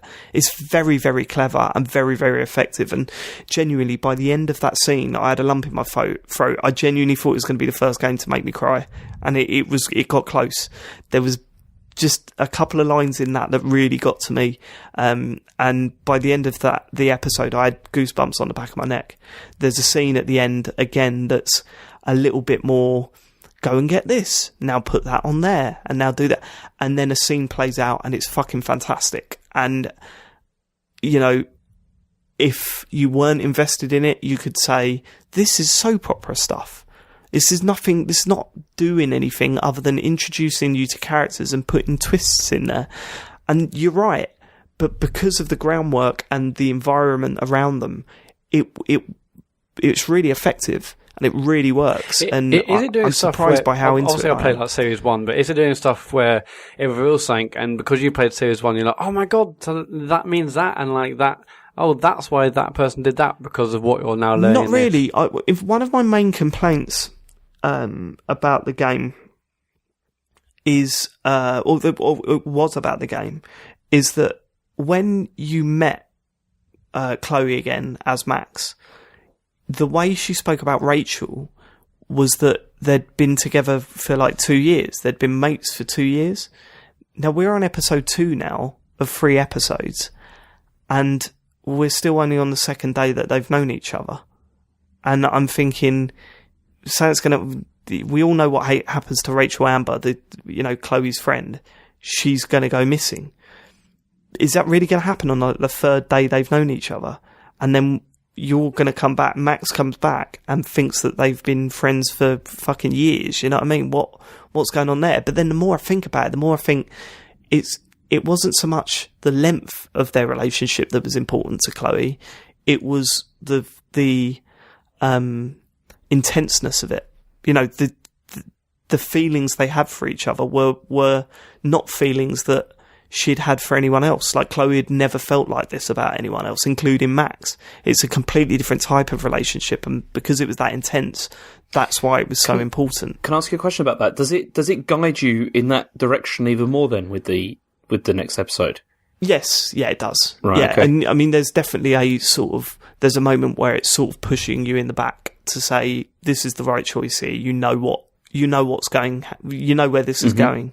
Whereas that didn't happen. There was a similar choice to be made at the end of season 1 of Life is Strange, and it felt a lot more optional because it felt like you were deciding what Max was like. I think that was it, and I said this about the first episode.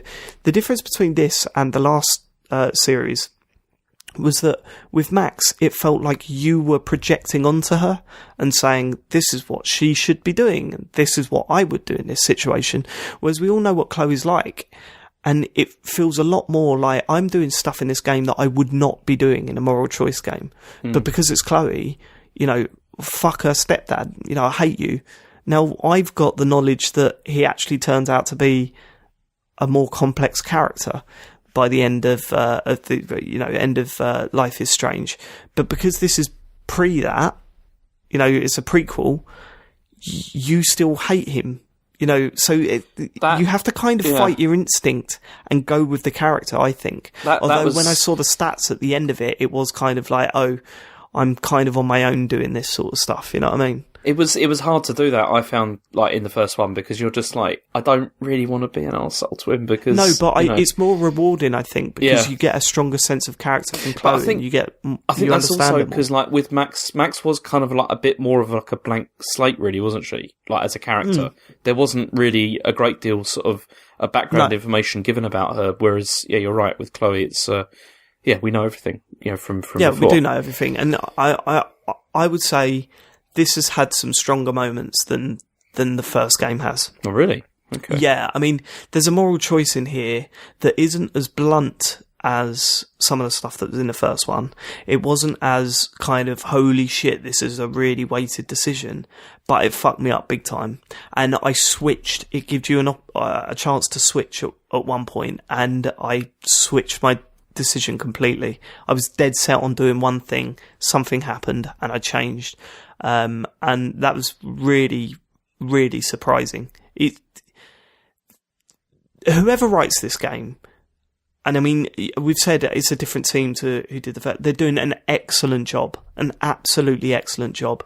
There's certainly things that I think could have been tightened and bettered, but for the most part, there's been a major scene in each of these episodes that's really hit home and really sort of spoken to me. And obviously it's about two young girls falling in love, and I can't relate to that, but the feeling of love and meeting someone new is reflected so well in these two episodes that everyone can relate to that side of things. You know what I mean? There's that, because they do that thing where Chloe is so confident, and she's an arsehole, and she's like, she comes back with these like comebacks, and she's mouthy and all this sort of stuff, but then she shows vulnerability in front of Rachel that you don't see anywhere else from that character, and you do kind of think, actually, you let your guard down when you're talking to someone that you feel like you're falling for, you know what I mean? It's a completely different side of you that no one else gets to see, and it fucking works in this. Really works. I can't wait for you to play it, James, because I reckon I'll call you afterwards and we'll have a long chat about it. Cause, I think I'll play it this week. It's I the only sad thing about it is that I've not seen many people talking about it on Twitter. I know Chris Shilling's been talking about it, and we've been DMing each other and talking about decisions to be made and stuff like that. And I go on Roll Muck and the thread's dead, and that's gutting, really, because I know that there are a lot of people loved Life is Strange. I just hope not just... That was like a bit of a slow burn, though, as a game, wasn't it? It didn't... When that first came out, it didn't hit it like out of the park to begin with. Absolutely, it was but when that final episode came out, a lot of people were talking about it. Yeah. I don't see anywhere near as many people talking about this. So if you enjoyed Life is Strange, I don't expect the drama to be as big as it was in the first series. Don't expect all the supernatural stuff. If that was the main appeal of the game for you, then probably avoid this, I guess. Don't you think with this being only 3 episodes, it's quite easy to pass people by? I get the impression, or get the feeling, that if a series is 5 or 6 episodes long, that's enough time for people to have been hearing the same people talk about this game or new episode every month or 2, whereas 3, I reckon it could easily pass people by. I guess. I mean, I don't think it's necessarily that, because it's weird with these story-driven games, these narrative, moral choice sort of games that really was brought to the limelight by The Walking Dead. Have you noticed that the second series of each of those doesn't get as much attention, kind of fades away? I wonder, if they're strong enough to take it over various series. I'd be interested to see what the drop-off's like. I think people also, because the thing is, there's quite a lot of story games coming out at the moment. There really is. Telltale have got a whole bunch going at the same time. And it's for a lot of these, for me, I just keep thinking, I will play this eventually, but I'm going to wait until it goes down in price or it's like in the sale or something like that, because they always drop in price like massively. A lot of other people also wait until all the episodes are out and then they buy the lot and also do that. Yeah, I've done that before on some games. I much prefer doing it this way. I wish the wait was a little bit less. Like, it's 2 months. Well, I don't know. It feels like episode 1 and 2 have been pretty close together, haven't they? And not for me. I've been chomping at the bit for episode 2 of this. It's been a month at most, isn't it? Surely? No, I think it's been over a month. Okay. I could be wrong, but I think it's been like over. It certainly felt quick. like over a month. And I just can't wait for the next one. Again, that's the problem. You play these in a night or two, and then I'm just dying for the next one. But at the same time, I like the fact that I have to wait a little bit before I get to play the next bit, because it leaves that cliffhanger. This one ends on a huge cliffhanger, and you're like, what the fuck? And I want to see what happens next. And also, I'm excited to see how they tie it in with what happened afterwards. There's there's 3 episodes, right? But then there's also the other special episode that we don't know. There's a special episode which we don't know what's going on with that. I'll probably buy it. But I already bought the set, so yeah. Yeah, see, because I bought the wrong set. I didn't read all the descriptions properly, so I bought the 3 episodes, but without the extra one. Oh, did you? Yeah. I don't know why they did that. Just sling them all in. It's so weird. A bit frustrated with that, because it was like after I bought it, I was like, oh, this doesn't include the Max one. That's annoying. So yeah, I'll probably buy it anyway. Fuck it. If it's anywhere near as good as these first 2 have been, then I'll be happy. I'll be happy to. Right, okay, that's it. Life is Strange Before the Storm. Get involved if you haven't already. Let's go, James. Let's go, James. Well, this is going to be so short it's non-existent, because the only thing I played this week is FIFA. And that's it. Good. Matt? James, anything else on FIFA? No. It's good. You just said non-existent. Jesus. Yeah. Well, I've been playing Stardew Valley. Still playing it. Oh my god. Still brilliant. That's it really. Although I'm in winter now, and winter's quite slow because you can't grow any crops. So mostly spending my days fishing and mining, but it's probably the least fun of the rest of the seasons. But still finding a way to min-max. I'm not min-maxing, but I did Have you got into any quests yet? I've got tons of quests. In terms of relationship stuff, no, not yet. But I do have to get a present for Penny in 5 days, so I need to find out what she is about for the big Christmas soiree I think they've got going on. But no, it's all about Abigail, surely. Yeah, and I know she's a gamer, so I might see what I can do there. But Penny. I think Penny's married, actually, which is weird, because I gave her a present in front of her husband, but I didn't realise she was married. He's still my friend, though, so that's fine. Haven't pissed him off too much. I did also win the fishing competition, which I'm quite happy with 7 catches. So, up yours, everyone else. Yeah, it's still brilliant. It's still making me bring my Switch to work. I'm still playing it every, on the way to work, on the way back, at lunchtime. Still brilliant. Yeah, I'm loving it. And as you said at the start of the show, I've been playing with my Xbox One, because I thought, I'll give it a go. I heard the Fall update was good, and I've been playing a fair amount of the Forza 7 demo. Have either of you guys played this or bothered with it? Oh, I didn't know there was a demo out. Yeah. No.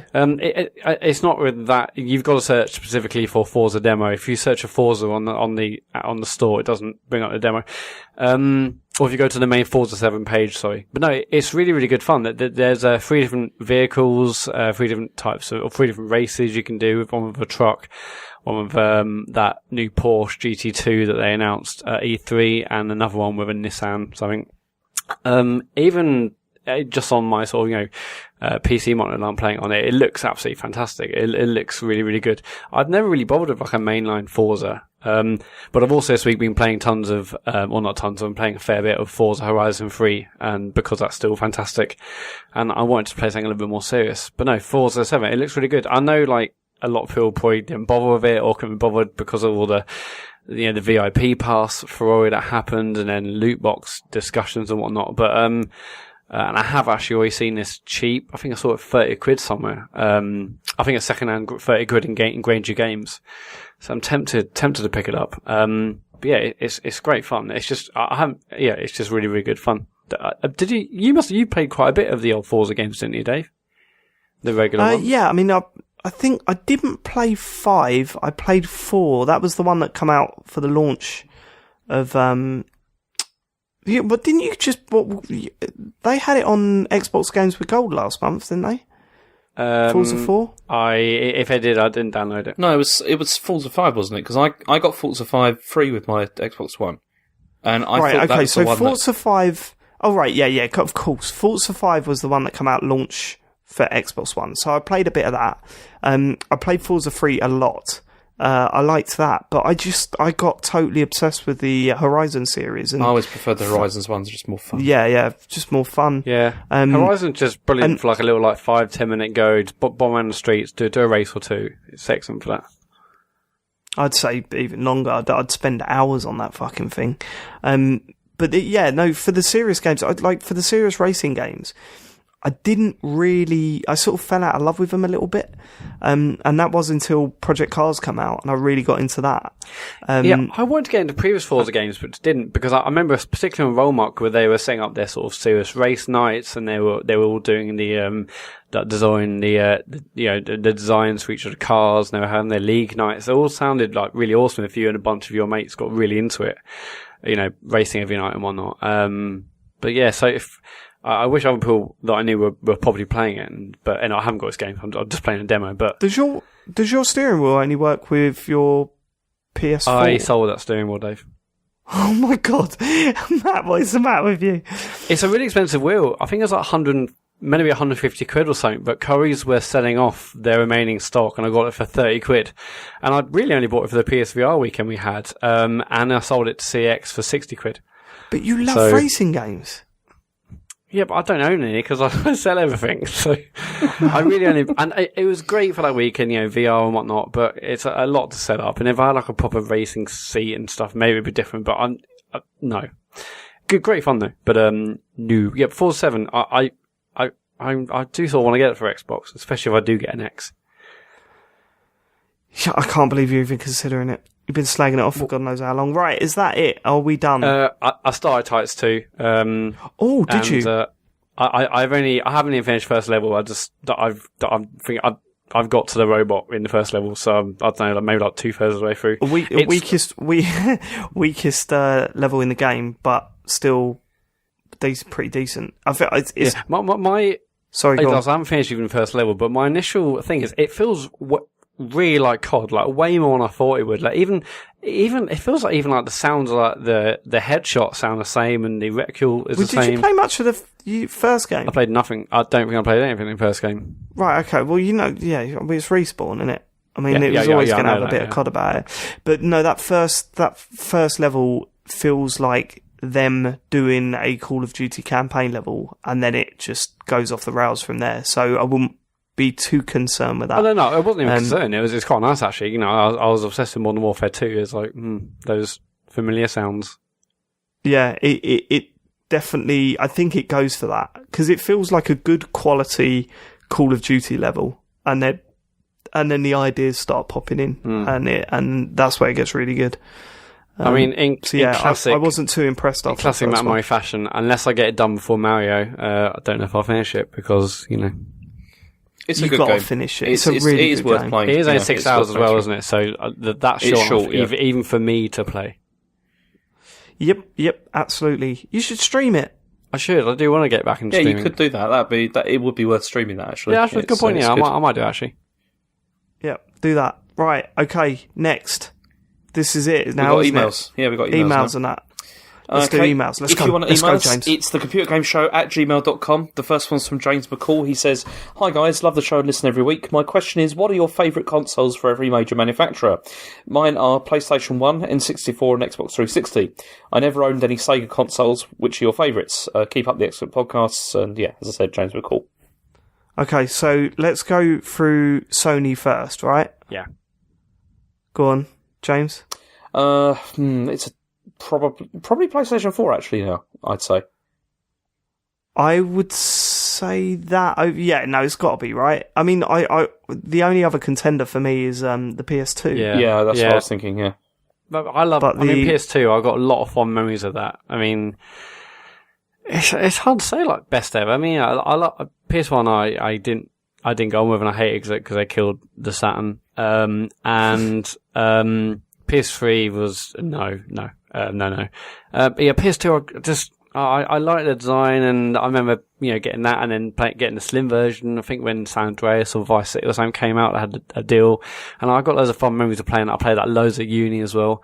But the PS4 was just a great console, and I feel like it's the 360 that we never got. It's like the 362 that we never got. Yeah, I totally agree with that. It's definitely the 360 that we never got. So yeah, I'll go say PS4 then. Like that. Yeah, the PS4 is probably the right answer, but yeah, as you say, I mean, thinking back to the PS2 days, Pro Evolution, Time Splitters, GTA 3, GTA 4, GTA Vice City, Vice City, San Andreas, all that. Yeah, God. I mean, if there was a mini PS2, there will be so many to choose from. It would be insane. There was so much good stuff on that machine, wasn't there? Because there was like all the Metal Gear Solid games as well, like 2 and 3. They were brilliant. It was good. That was a sweet console, and the neon blue lights to everything sort of just made it feel futuristic, pathetic. But and it was a DVD player, amazing. Yeah, that was a big deal in the time. It was one of the reasons I bought one. And you could spin the PS2 icon, which was pretty cool if you had it stood up or on its side. Yeah. Oh yeah, you could do that, couldn't you? But then if you had it on your side, you were a bit of a loser. Yeah. Right, you were though, right? I mean, I've never had any console standing up like that. But the Wii? No, I still had that on its. Really? Yeah, because I generally just put it in like the TV cabinet type thing, and I don't really have it alongside my TV. Yeah, I had my Wii on the stand, definitely. No, I think you're a total prick if you did that. It just looked so nice on that thing. Total prick. Okay. One thing on the Wii is, I did love that blue light that would kind of come on. Like, I've got a notification. Was it like a notification or an update or something? It was, but it was really bright though as well. Yeah, it was way too I remember bright. it at uni, that lighting up my you'd entire wake room. up, wouldn't you? And like the room was like, sort of glowing blue. It was a bit weird. It was tough to sleep in a room with that thing. And it was always just an update out. It was just like an update of what you played that day as well, which was not worth switching on for that. It was, it was good. The Wii U did that bit, didn't it? Because it's got that blue light within the gamepad. Yeah, that which flashes. is also similarly irritating. But yeah. Okay. So right, Nintendo. This is a tough one because I'm thinking, is this got to be like of all favorite console? Maybe the Game Boy was like definitely one of my favorites. Oh, really? I played that loads too. Or the N64 or GameCube. I'm not sure. No, see, because the GameCube was incredible and I loved it. But it's not that for me. Yeah, it's not that for me. It's either the N64 or the DS Lite. Yeah, the DS Lite. That's a good point. That was a fucking wonderful console. Do you know? I think I would have to go for the DS Lite actually because that had so many games on it that I absolutely loved.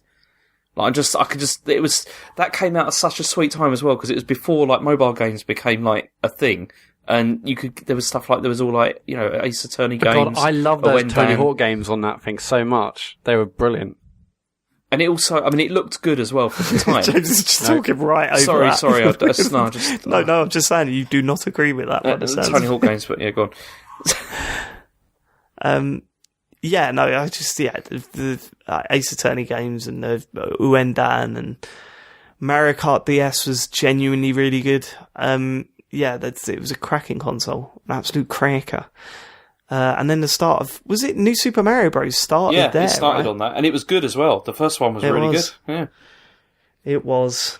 Okay, so it's Nintendo. Sega. No, I haven't answered. I reckon. Oh, you haven't? I mean, the N64. I mean, just think about after school playing GoldenEye, playing Killer Instinct, Mario Kart, Mario, Pilot Wings. Like there was so much good stuff. The Wii was brilliant because, I remember bringing that around people's houses to play Wii bowling and stuff. Yeah, but Ocarina of Time, Matt.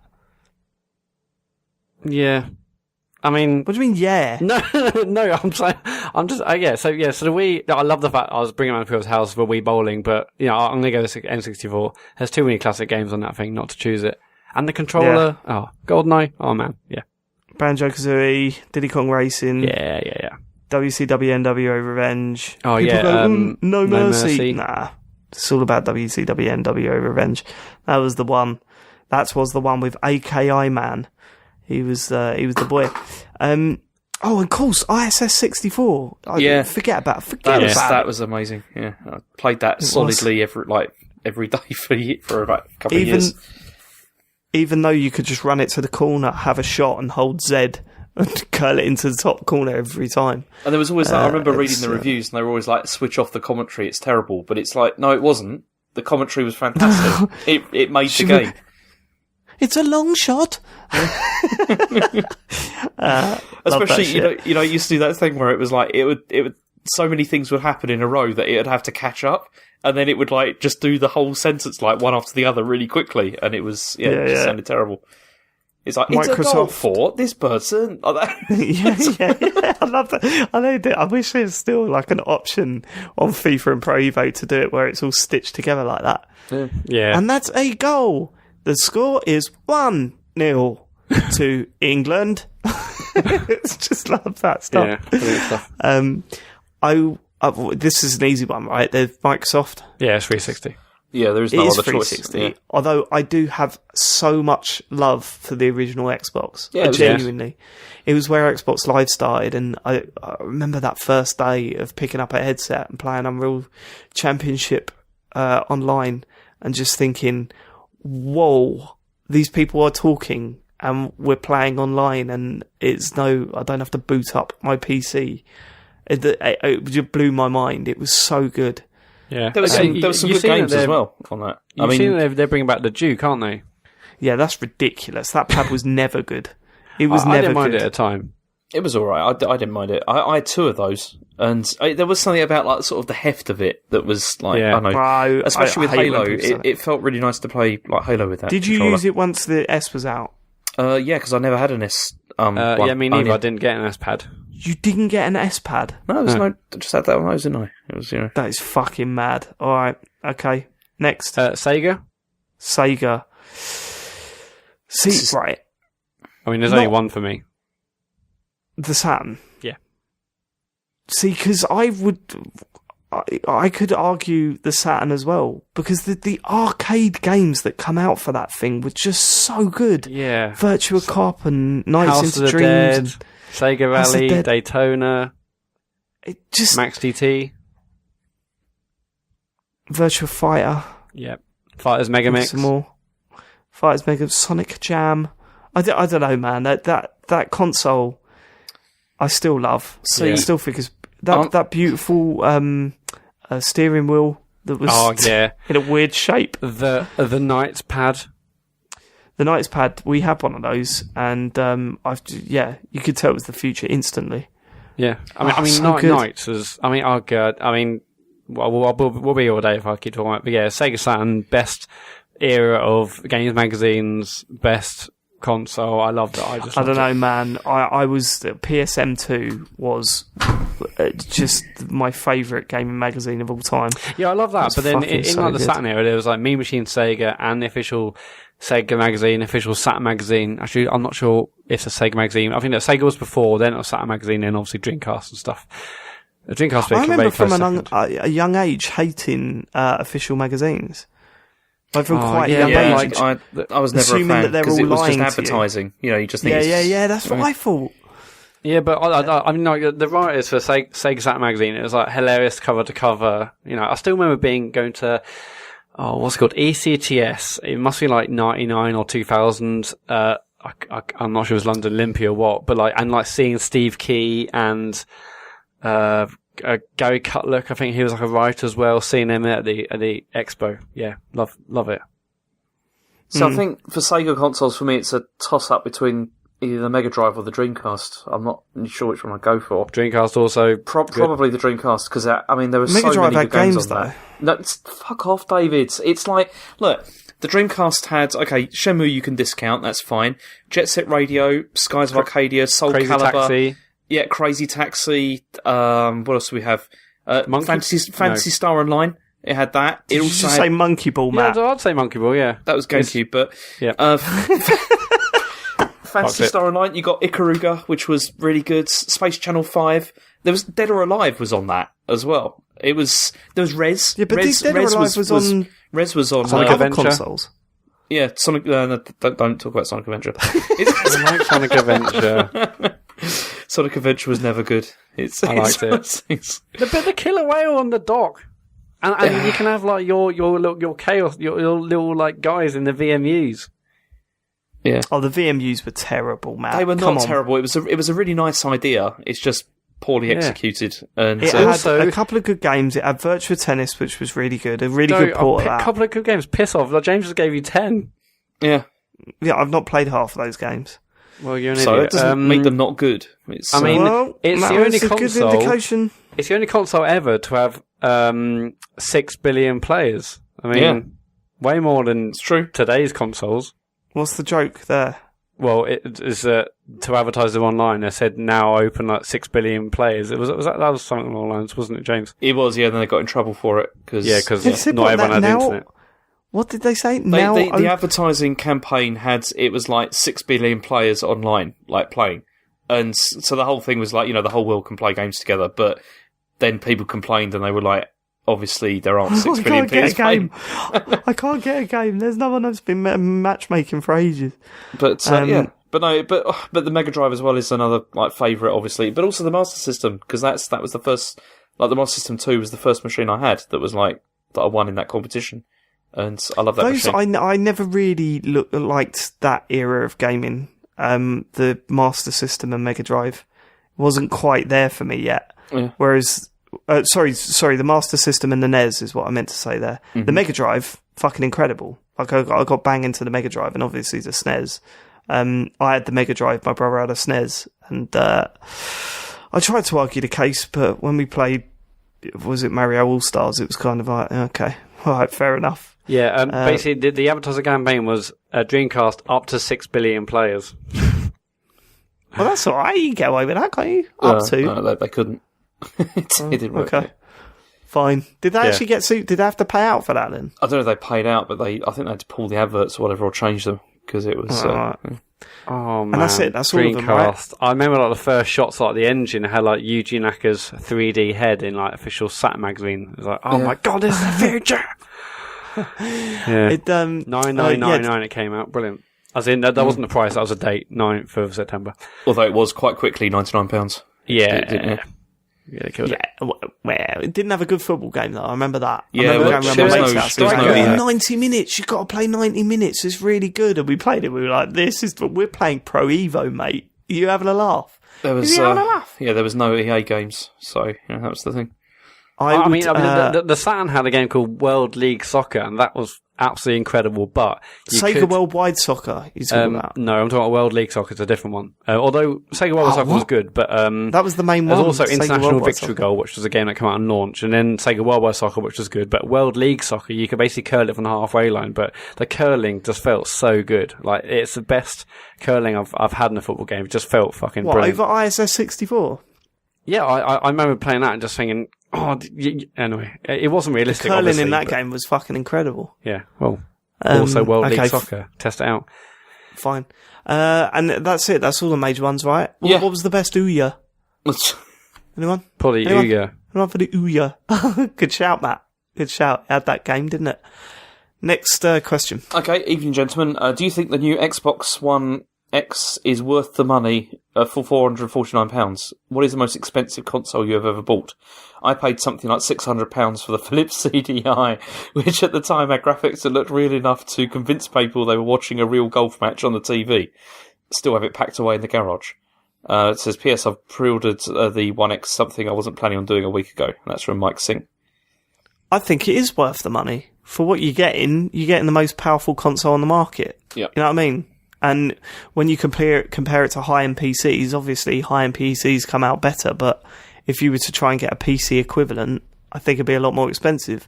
Now, Yeah, it's that's a also stupid like, it argument also comes because with a like a PC can do a USB lot Blu-ray more. player. What's that? I said it also includes a 4K Blu-ray player, which obviously isn't in the Pro. That's clearly why they cut it out of the Pro to reduce cost. Yeah, and I mean, I think it is worth the money, and I think you'll enjoy it. There's no way I could justify spending that amount of money on a console, though. I can't do it. Especially a console that isn't going to be my main one, if you want to refer to it as that.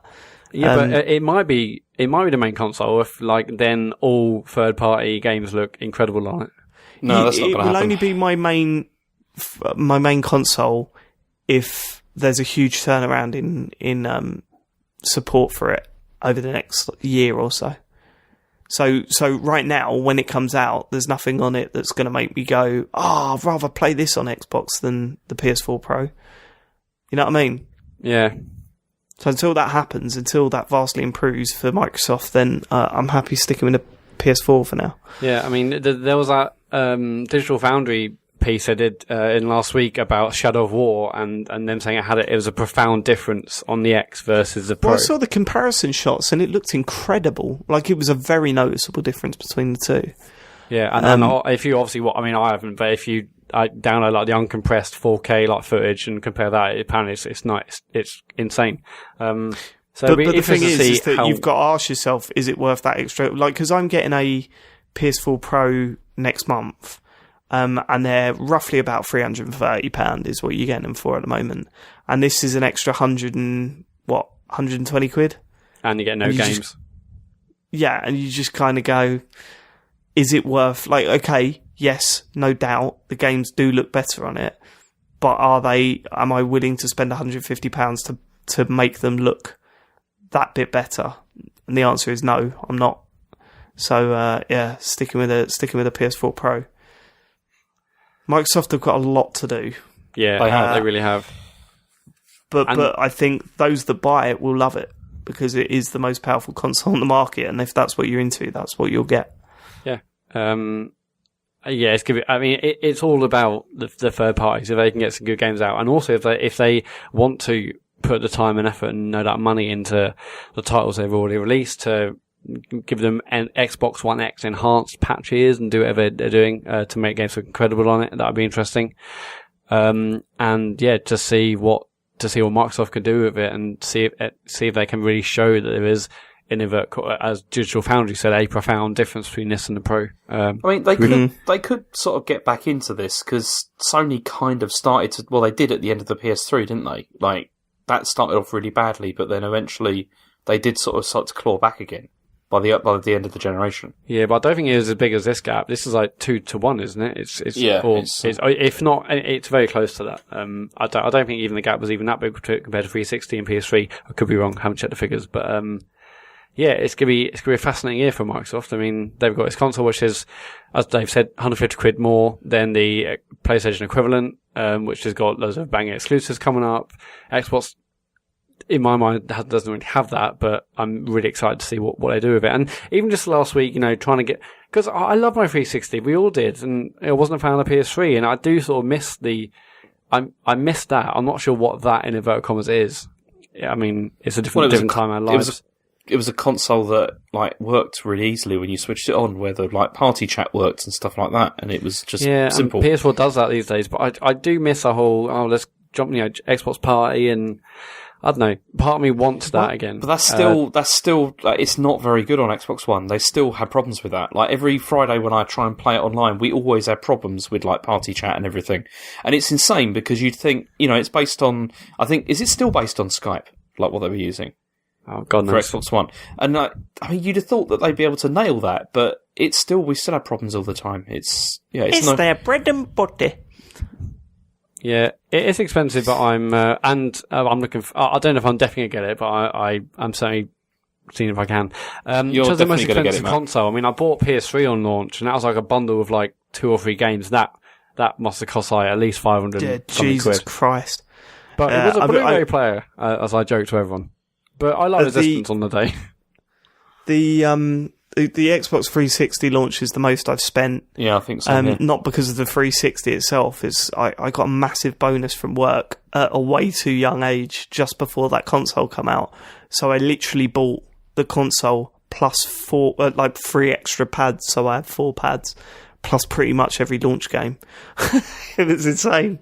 That was a good time. I think that's the most I've ever spent. Because that's one of the only ones I've ever bought on launch, and bought a bunch of games for it as well. And you bought a Switch on launch, didn't you? Yeah, but how much was the 360?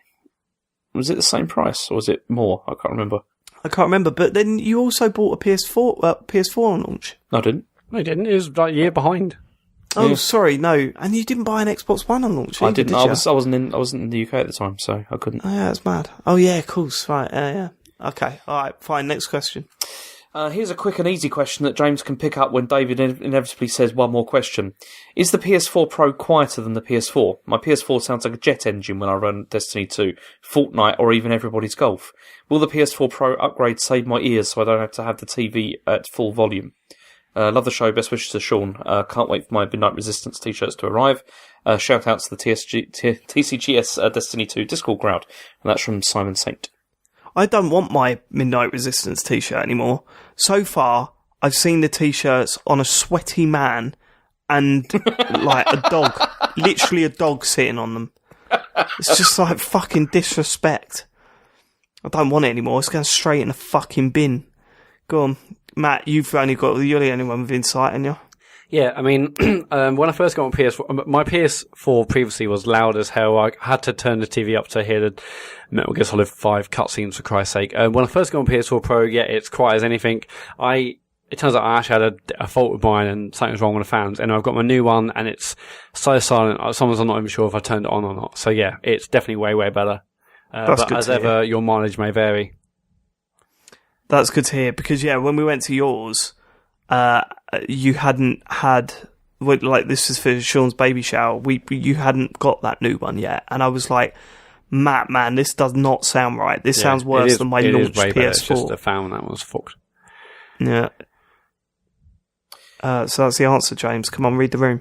I can't do it anymore. After so many episodes, the banality of the conversation is getting just too much. The incessant references to Granita and how this product is going to be the hero of the dish is doing my head in. MasterChef Australia is on every fucking day, dominating the evening telly. So I brought a Switch, got in a bundle with the Zelda. Nice game. A couple of questions, if I may. Everyone was applying a felt to the Switch dock to protect the Switch from scratches. Is that still a thing? Does one still need to do this? And could we take James? a moment... no, it's fine. I don't do that, and it's fine. It's not bothering me. Yeah, because we both got screen protectors on ours, haven't we, Matt? And James, you haven't. And You've not had a problem with it. Nah, it's fine. It's okay. I did buy felt, but it's still in the bag, and I never actually applied it. But yeah, I got a screen protector. What's the name of that brand that we use, Dave? It's not an ad, but... Oizo or something?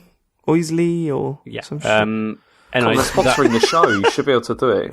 That was, for me, it was super easy to apply. Dave almost had a nervous breakdown, but yeah. I feel like it is sort of essential to get a screen protector on. Even if you don't get bothered with the felt, I think it is sort of essential to get a screen protector on. Nah. Just in case. Okay, and and could we take a moment to discuss how ludicrously gougy Nintendo's pricing structure is? £50 for the base game of Rocket League. Is that been confirmed? So that hasn't been confirmed. It's £50 on the game website. Game to go, obviously, that's a placeholder. As in game shop. But a while ago, because I was looking into this, one of the developers on the forum said it will be around the same price as current versions. I saw exactly that tweet. Yeah. Yep. So nothing's been confirmed. I don't believe. I mean, Game are just putting £50 on there, just like Amazon put the Xbox One version of FIFA 16 for like £90. Like it's just, I think it's just a place. What's it called? Place marker? No. Yeah. Whatever that thing is. I think it'll be the same price as it is on 360, like 15 to 20 quid. Yeah. But closer to 15 than 20, in my opinion. But then he does give another example. What was the example he gave? Yeah, this is £35 for Binding of Isaac. I appreciate there are notable omissions such as the seminal Stardew Valley, so it can't just be Nintendo being like awful, but £35 for 1-2 Switch. That, in my humble opinion, is taking the piss. Worse still, the wife wants it, so I'm going to have to buy it. I have a newfound sympathy for Matt trading those Switch games in as soon as he has had his fill. I know they've always been on the steep side, granted I've forgotten. You guys cool with the lack of pricing competition when it comes to Nintendo. I mean, the thing is Nintendo games have always been like this. They've always been ridiculously... Well, it depends what you mean by ridiculously expensive, because, I mean, a lot of the Nintendo games I bought are ones that I'm still playing now, even though they're expensive. What do you think, Dave? I think, I mean, I don't know how much Binding of Isaac is on other things, so I don't know what the price difference actually is. But I would assume that was set by the devs, right?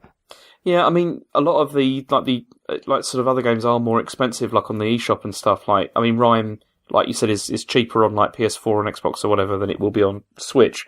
But the thing is it's a bit different, isn't it? I mean, I know I'm making excuses, but you can take it around anywhere with you and all that kind of stuff. But I don't know, Nintendo stuff's always been expensive. It's just always been like this. I mean, maybe they've got higher like licensing fees or something than Nintendo than. Mario Odyssey's all right though, isn't it? I mean, I managed to pick that up for £42. Yeah, that's pretty good. And also the other thing about them is they, like you said, they hold their value as well.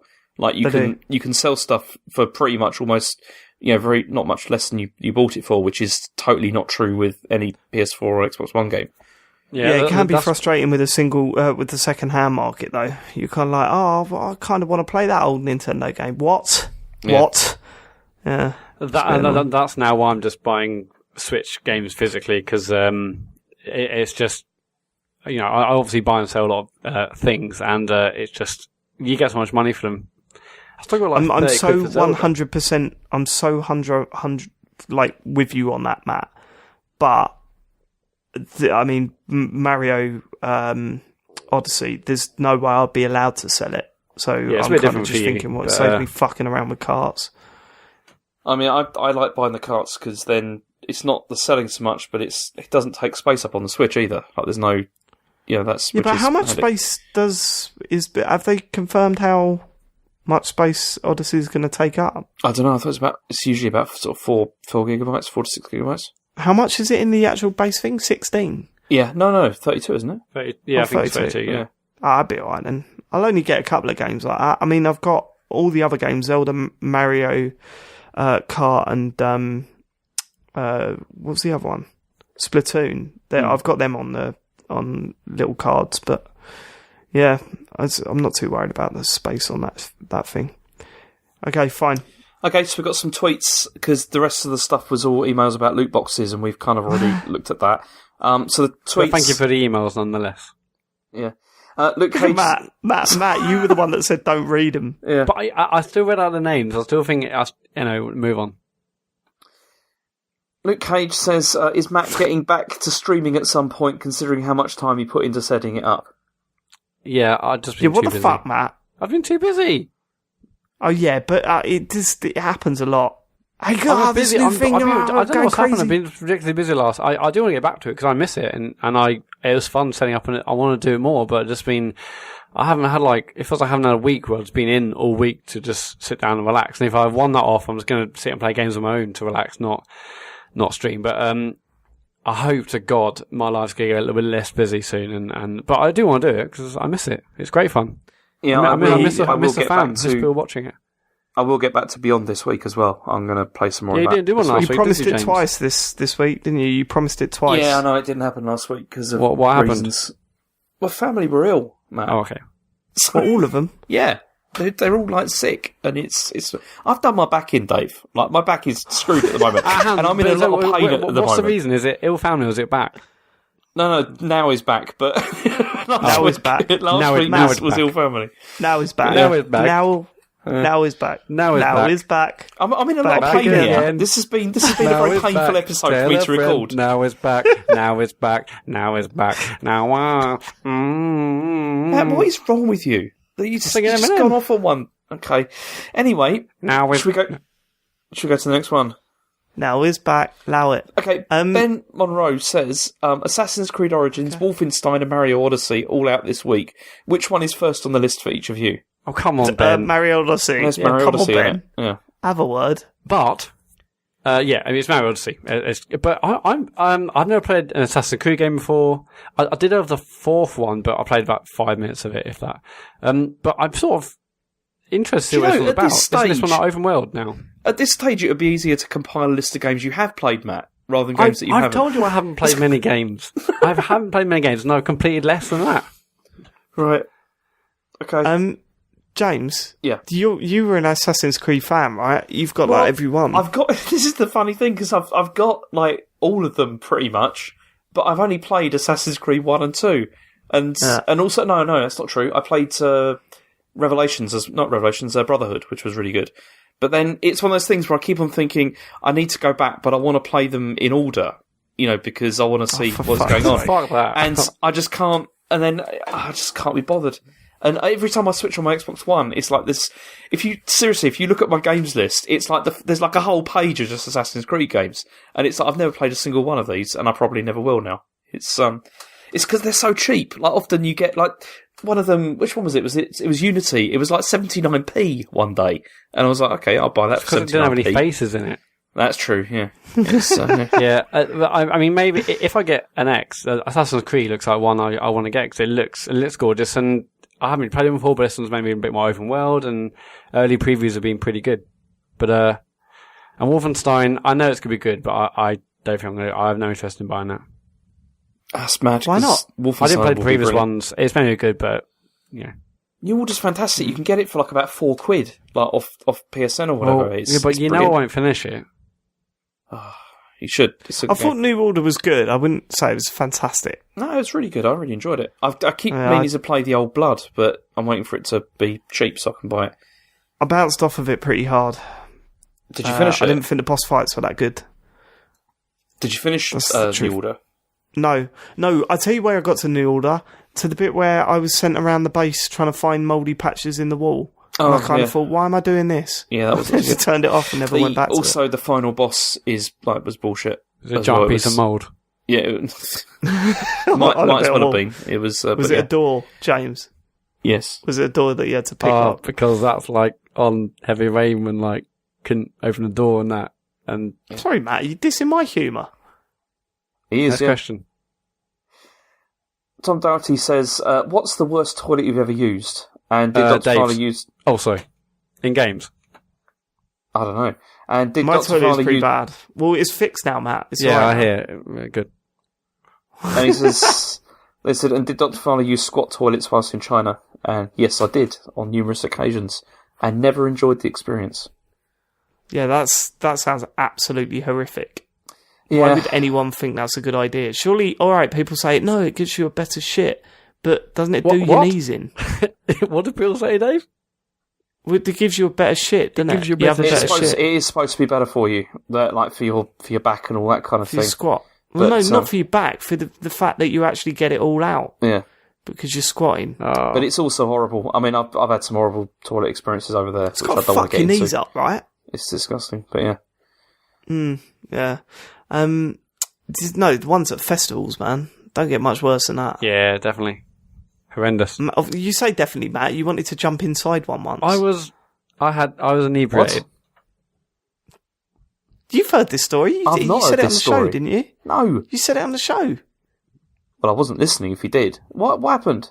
Only when I went to Leeds Fest one year and I was very young and I took like legal highs and stuff on the Legal highs. yeah. I've got a feeling they might have often been legal, Matt. Anyway, I don't know what they were, but took them and then basically I was in one of those toilets where you sit on it, but if you actually look into the toilet, it's basically like a 10-foot drop into a massive pile of shit, basically. I was at one point really, really close, just like crawling into it. I don't quite know why. No, because I dropped the toilet roll down it and I was like, oh, I could probably like keep my hand on the, anyway, don't worry, I didn't do it in the end. Just chew my face off in a field instead.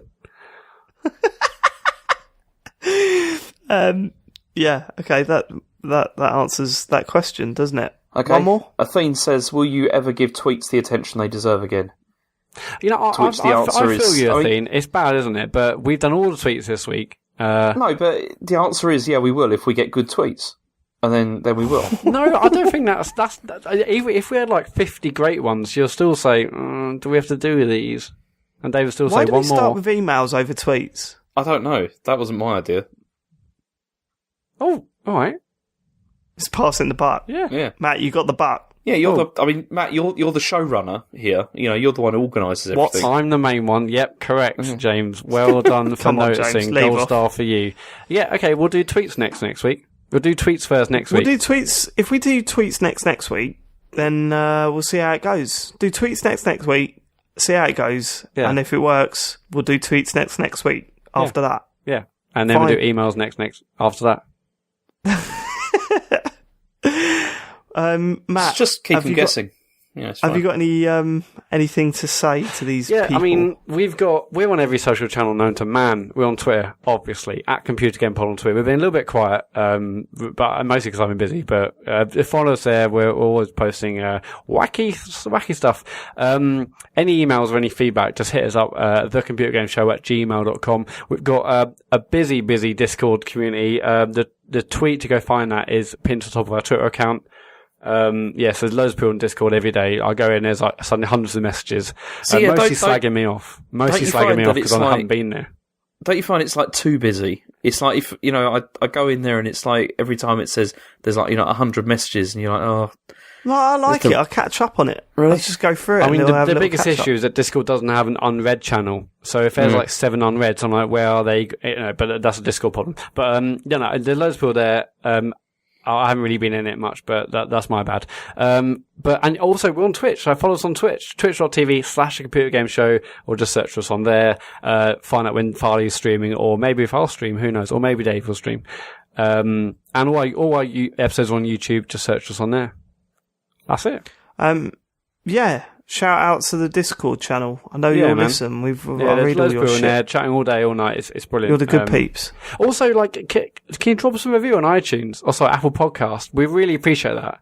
And it'll be awesome to see some new reviews on there, maybe push us up the charts, get more people involved, listen to the show. Just drop a review, or tell a mate, or tell an enemy. Just email everyone at work, do all out our work, saying, have you heard this podcast? Yeah. Why aren't people doing that? Or schools. Have we got any kids at schools that listen? Just spread it around and then we'll start teachers at schools. If you're doing assembly... No. We don't want them. They're square. We want what we want, they're telling right? all the kids just saying that, hey, everyone, have you heard this podcast? Yeah, but they're not going to listen. If your teacher come into your classroom and said, hey, everyone, have you heard this podcast? You go, fuck off. Hey, fellow kids. Yeah, hey, fellow children.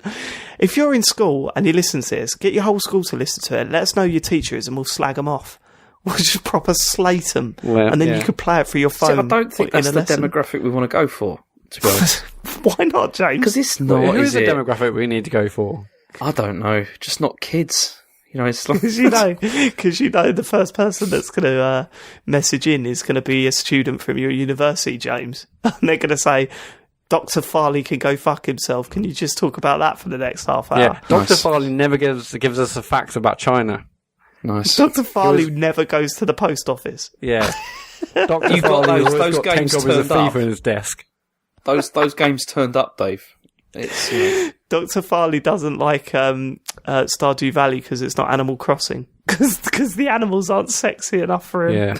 Yeah. And actually, one of the questions which James, it's only early, we can keep going. One of the questions we had this like sewn up, and look, I kept this like purposefully like at a small number of questions and stuff like that. Shut up, so we James. can keep it really focused. Matt, go on. Allow it. It's 20 past 11, James. Just chill out. Allow it. One of the questions we got was a theme saying, regarding Animal Crossing on phones, is Matt going to spend more on this than he did on Fire Emblem? Probably not, because there's no waifus in Animal Crossing that I'm aware of. You're right, James. We should have ended it. See? Thanks for living it. We'll catch you next week. We might even get a guest on next week. Ooh, exciting. Ooh, but we're probably going to be talking about Mario, won't we? Oh, Mario Goodbye. next week. Okay, now. James, you're not going to bother saying goodbye? I thought you were just, I don't know where you were going with that, because it was all like going mental, so I wasn't sure what was happening. You can still say goodbye. All right, goodbye.